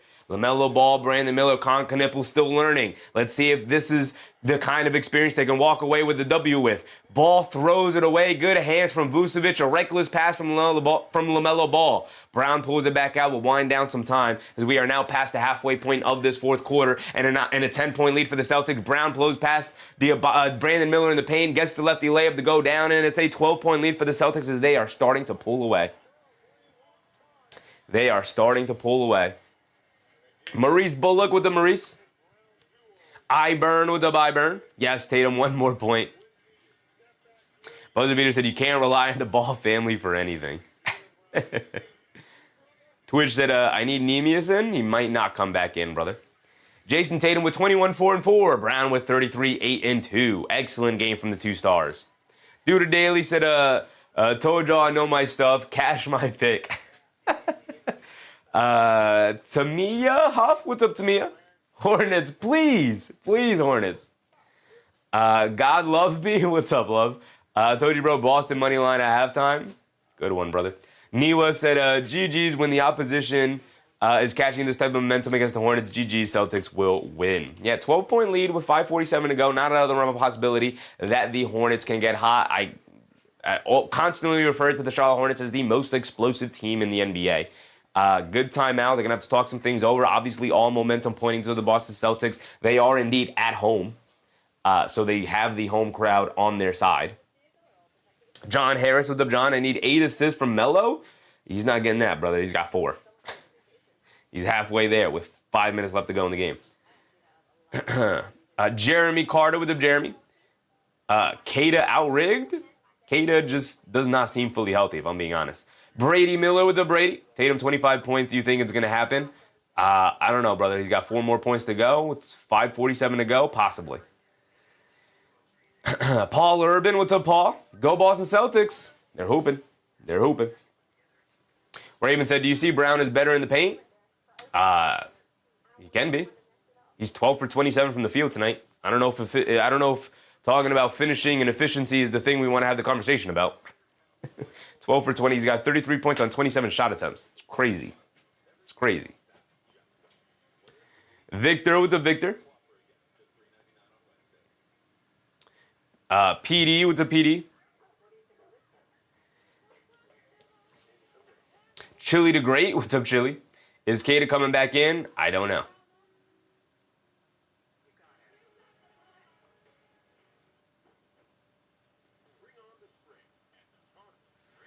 Needless, the Celtics will win 115-107.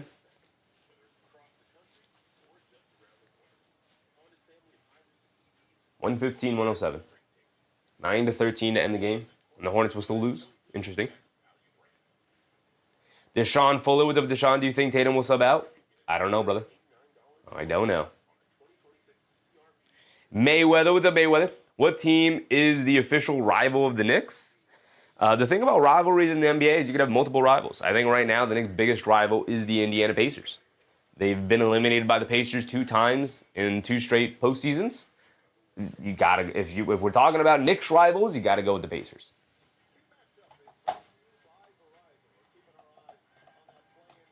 Badger Jenkins said, Brown playing last 5 minutes. Most likely, brother. Most likely. Estelle said, 4th quarter stats, Hornets 7, Celtics 16. Yep. The difference in a team that's been there and a team trying to learn what it takes to get there. Miller has it up top. Coming to his right up for Bridges' screen. And they call a foul on the Celtics.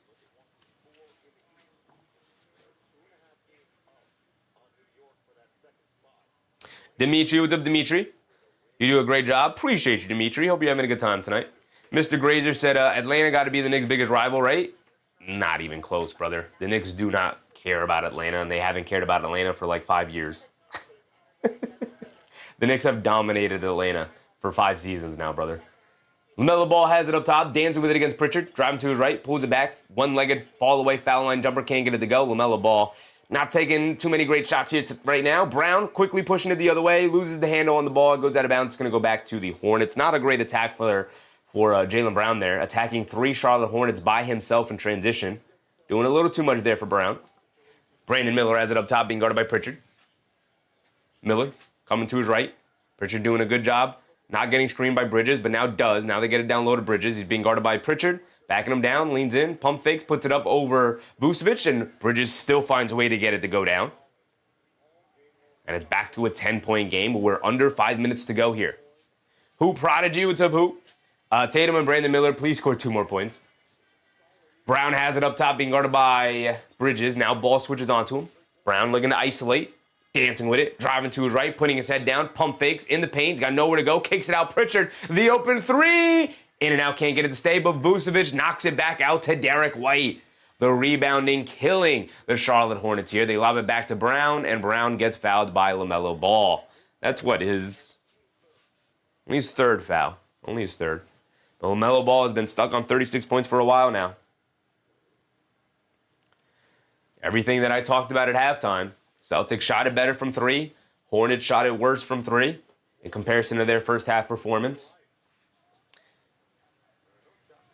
And everything else has started to swing towards the Celtics. Tatum gets it over to Vucevic up top. They're trying to get it to Brown. They do get it to Brown. He's being guarded by Diabate. Brown faces up, pulls it back out. He's feeling it. Wants to isolate. He's had the touch here tonight. Blows past Diabate. And they call a palming violation on Jaylen Brown. Grabbing onto that ball.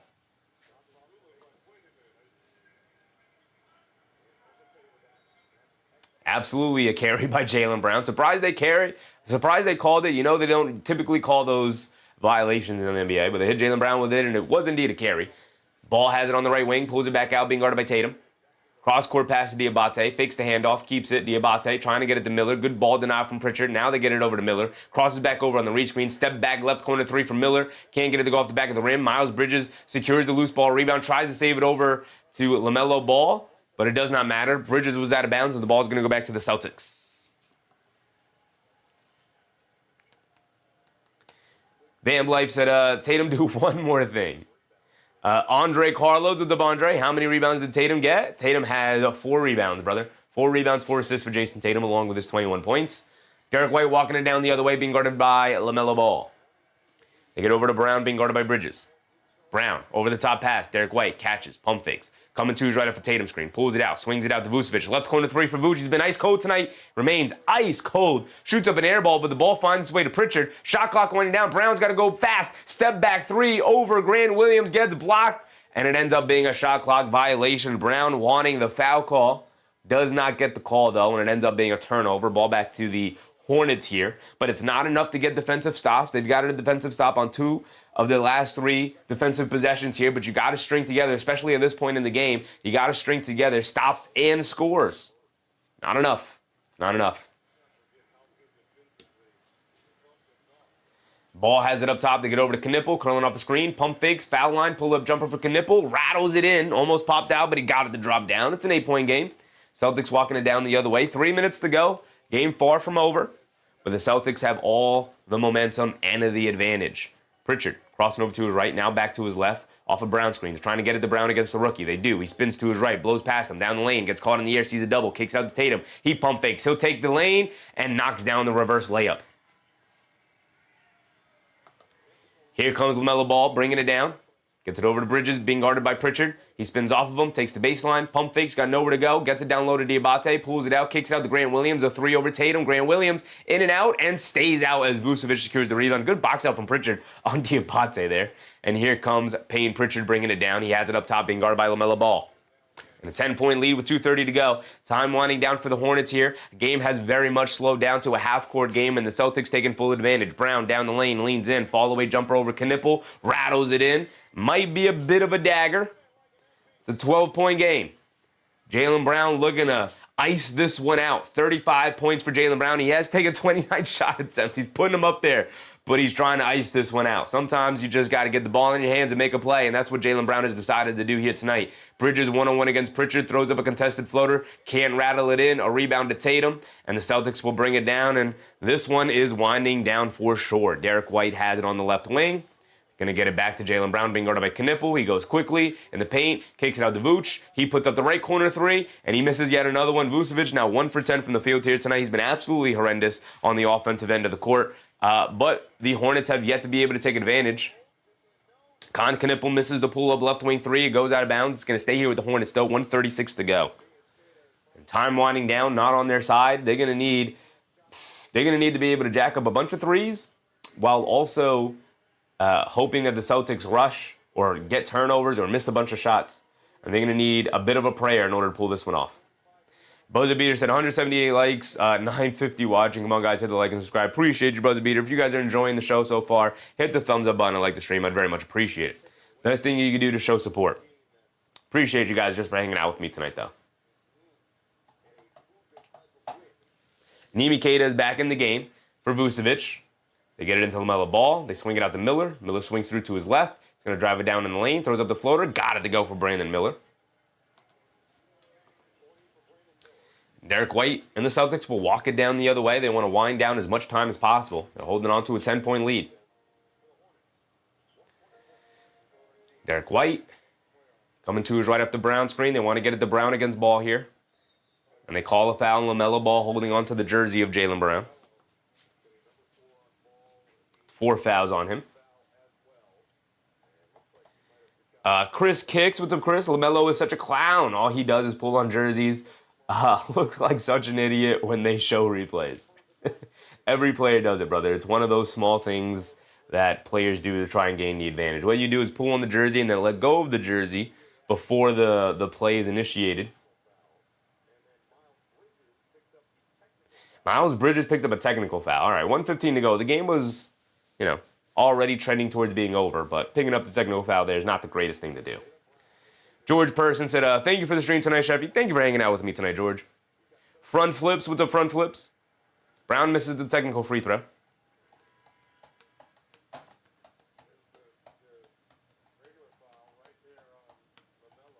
Mr. Grazer said, awesome stream tonight, Chevy. Thanks for the vibes. Appreciate you for hanging out with me, Mr. Grazer. Jay Ski. Tatum with 6 rebounds. He's got 5 rebounds right now. Iburn said, thanks for the stream. Definitely. Game is over. Definitely on its way to being over.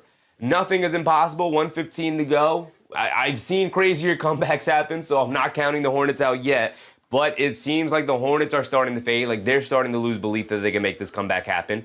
Derek White steps back for a 3. That could be a dagger. And indeed, he knocks it down. And the Hornets are indeed fading here. LaMelo Ball, 36 points through 3 quarters. A big old donut here in the 4th. And you guys talked about, like, the Celtics actually have a closer if the game were close coming down in the 4th quarter here. And the Hornets didn't. And I question if LaMelo Ball counts as a closer. I haven't seen too many close games from the Hornets this year. And I can tell you right now, definitely lean towards no when it comes to LaMelo Ball being a closer. They get it into Kalkbrenner. Kalkbrenner up top hands it off to Knippel. Knippel inside pass to Kalkbrenner for the 2-handed slam. All right, that's 2 points on the board, but you're still down by 11. And 47 seconds to go. They're walking it down. The Hornets are not looking to press or trap or anything or get the ball in their hands. It looks like the Hornets are just going to go ahead and take this loss. As the crowd is on their feet, Jaylen Brown will wind down the clock. He'll get a shot off, or is he going to take the turnover? And it looks like he's going to take the violation. He's going to take the violation, and that's going to end it right there. That is going to be the end. Haywood with, Haywood? What's up, hey? I genuinely hope LaMelo received some bad news or something. Why is he missing everything all of a sudden? Vitor, what's up, Vitor? I bet he's going to do 5 assists. J-Dog, appreciate you, J-Dog. Thanks for hanging out with me, brother.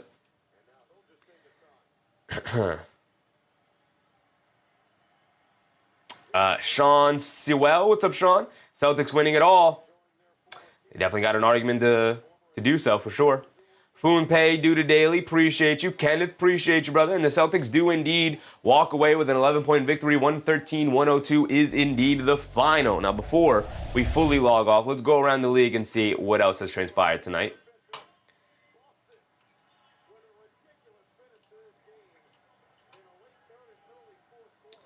That 4th quarter ended up being a 23-15 quarter, a 15-point quarter for the Charlotte Hornets, went ice cold on the offensive end, which is never good.